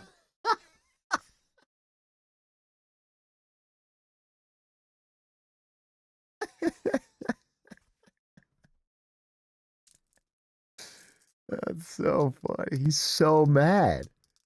He's so fucking mad, dude. It shouldn't matter. Put a really big bet on it. It's almost $1 billion. It's $912 million. That's a big step for him to put into that. When you say you redouble your efforts, what do you do? What do you go back in? Well, first of all, it's like he's actually putting a short on AI. So the way I read it was us and NVIDIA, and it's like he's the biggest position is you, though. I'm just looking through all of his shorts. Great. Okay. So, and then, by the way, with the shorts, it's very complex. It's not even clear that, honestly, I think what is going on here is market manipulation. We delivered the best results anyone's ever seen. It's not even clear he's not doing this to get out of his position. I mean, these people, they claim to be ethical, but, like, they're actually shorting one of the great businesses of the world. And I'm not against shorting as a matter of theory, but I'm just saying pick something that is not doing a noble task, and, it's us against them, and that's a good position for us.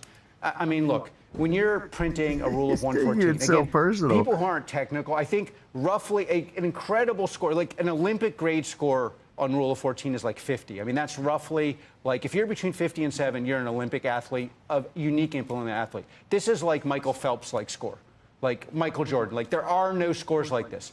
And 121 growth off of almost a 1.5 run rate in U.S. commercial, and a 77% growth in the U.S., and an aggregate off of an aggregate base of $4.5 billion. By the way, I predicted we'd get here. So, it's like if you want to short that, be my guest. You go ahead. We're just going to go do our things. I mean, look, I'll tell you, there's a tale of two. I want to explain really quickly. Listen, first of all, the growth rates that he's talking about are not enough even to justify the valuation. It's like I think people don't understand the stock market enough, and I think this is. I'm not saying it's going down. I'm just saying, like, from a math POV. Okay, there's a difference between what something is worth and what something it's valued at. Okay, it's something can be good and still be overvalued. And that is why these arguments I find to be a little bit, specious. It's the idea that, like, if I hold a rare mint first edition Charizard in front of you and I go, is this valuable? Is this a good card? You would go, of course. Would you buy it for $1,000? Of course. Would you buy it for $200,000? Of course. But would you buy it for $100 million? Okay, the card can still be good. It can still be a great card. It could still maybe be growing over time, like the value can be going up. But you're not going to buy it for $20 million. There is a number that is above what it's worth. Okay? There's a point. And, you know, when you're worth 500 times what you're making, what your actual earnings are, then it sends a signal that you have to grow even more than you're growing now for a very long time to even catch up to be a more reasonable valuation. And I'm not certain that he'll do that. I'm not saying it's impossible, but he needs to spend more time talking about that. Is it even possible to grow into a 500 PE with $1 billion in revenue? I don't know, man. They'd have to be one of the biggest tech companies ever. I mean, it's not impossible. And then another thing about growth is that historically, for most companies, you have a few years of high growth and then it slows down. It doesn't keep going for on and on and on. Only the truly great companies compound growth like that for, like Costco had steady, you know, I don't know, 8-10% growth for a long time. So, well, you know, like you know, it's like a graph like Labubu, right? Or Pop Mart. You know, people valued Pop Mart like they were going to go up forever, and we're already seeing Labubu sales fall off.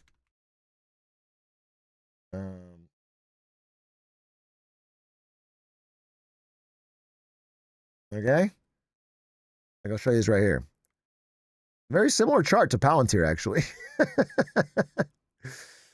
Okay, so we're like right around here, peak Labubu. They're like, holy shit, this is a new paradigm. Labubu sales are absolutely high, insanely high growth. It's going to keep going up like this forever. And then they stopped selling. They're already selling way less. And the valuation is correcting. Okay? So it's not like this is a normal thing that happens. And so for him to say like, we're one of the fucking incredible companies of all time, you can't short us. It's just people thinking that maybe this is going to revert to the mean. Now, look, here's a pro Palantir case. We get World War III. World War III comes along. The government is just fucking shoveling money to Palantir nonstop. They're getting massive, massive contracts, not just from America, but from all Western NATO, all of NATO. Well, that's a lot of money, man. That could probably justify the valuation. But that's your bet. So really, I don't know if it's very hopeful to bet on Palantir. You're basically betting on World War III. Two cities in our society. We need experts versus retail. And you see it like, you know, I don't know why these newspapers are helping Mandani win. I don't know why we can't have honest discussions about our future. I don't know why we have to allow fentanyl attack. But it's almost always sympathy for the expert that doesn't need it, the short seller that has some ridiculous reason for doing something against. I mean, most of GDP growth in this country is because of AI. Dude, the real question is this tangent into Mamdani and fentanyl to avoid talking about your company.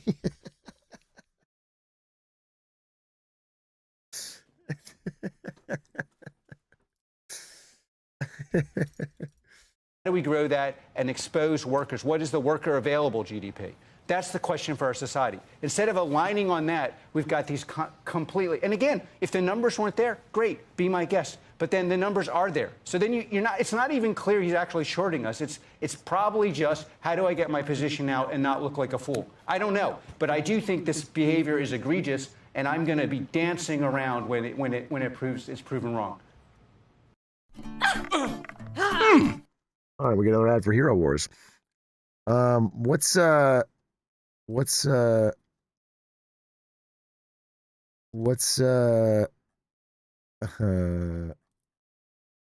need to watch this clip too? What's this clip?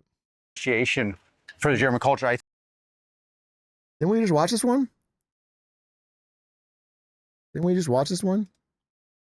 To this and deep appreciation for the German culture. I think one of the craziest things is you have this whole thing online where people like laud the Nazis. like I spent a lot of time talking to Nazis, like real Nazis, and like understanding what made them tick and what made them. I mean, part of the crazy thing about people, a lot of the Nazis nowadays is there's not a single Nazi that would ever have included them in their movement and would have shipped them off to the camps quicker maybe than they shipped me off to the camps.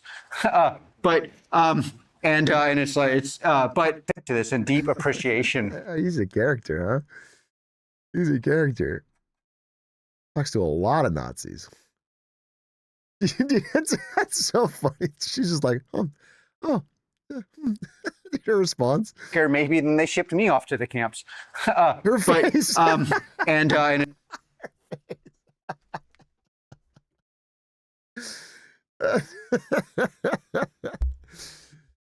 I didn't know this guy was so crazy. I need to read more about Alex Carp, bro. We got to see how this fucking looks. POV, you asked about this quarter's earnings. Even you asked about like elevated depreciation expense. Yeah, I talked to a lot of Nazis, and they might have shipped me off to the camps. I don't know, bro. I feel like where there's smoke, there's fire, man. This shit feels sus. It's like it's the words of the late great Red crewmate. This shit feels sus. But on that note, folks, I'm gonna end and go eat. Thank you for joining me for this little 3-hour session from Connor's studio. I appreciate Connor for letting me do this. But I'm starving. I gotta eat, brother. And it was good to see you. Thanks for letting me farm some clips. I'll be back. I don't know. I might do an IRL walking around with Doug and Aiden or something. I think tomorrow. That's the plan because we don't have anything to record. And then I gotta put my socks back on. And then we have to record more shows on Friday. But I'll be back. I'm gonna try and squeeze more streams in, of course. But I'll be back. I'll be back Sunday in my home setup and ready to roll. So thank you very much, guys. It was good to see you. Hopefully Sunday stream. I think so if I land. I mean, depending on where I land. But I think I gain time when I'm back. Sevens, appreciate you. And a reminder, Atrioc coming up end of November. Excited for that. I'm working on my live marketing Monday. I don't know. That's it. Goodbye. Wish me luck in Japan. Peace.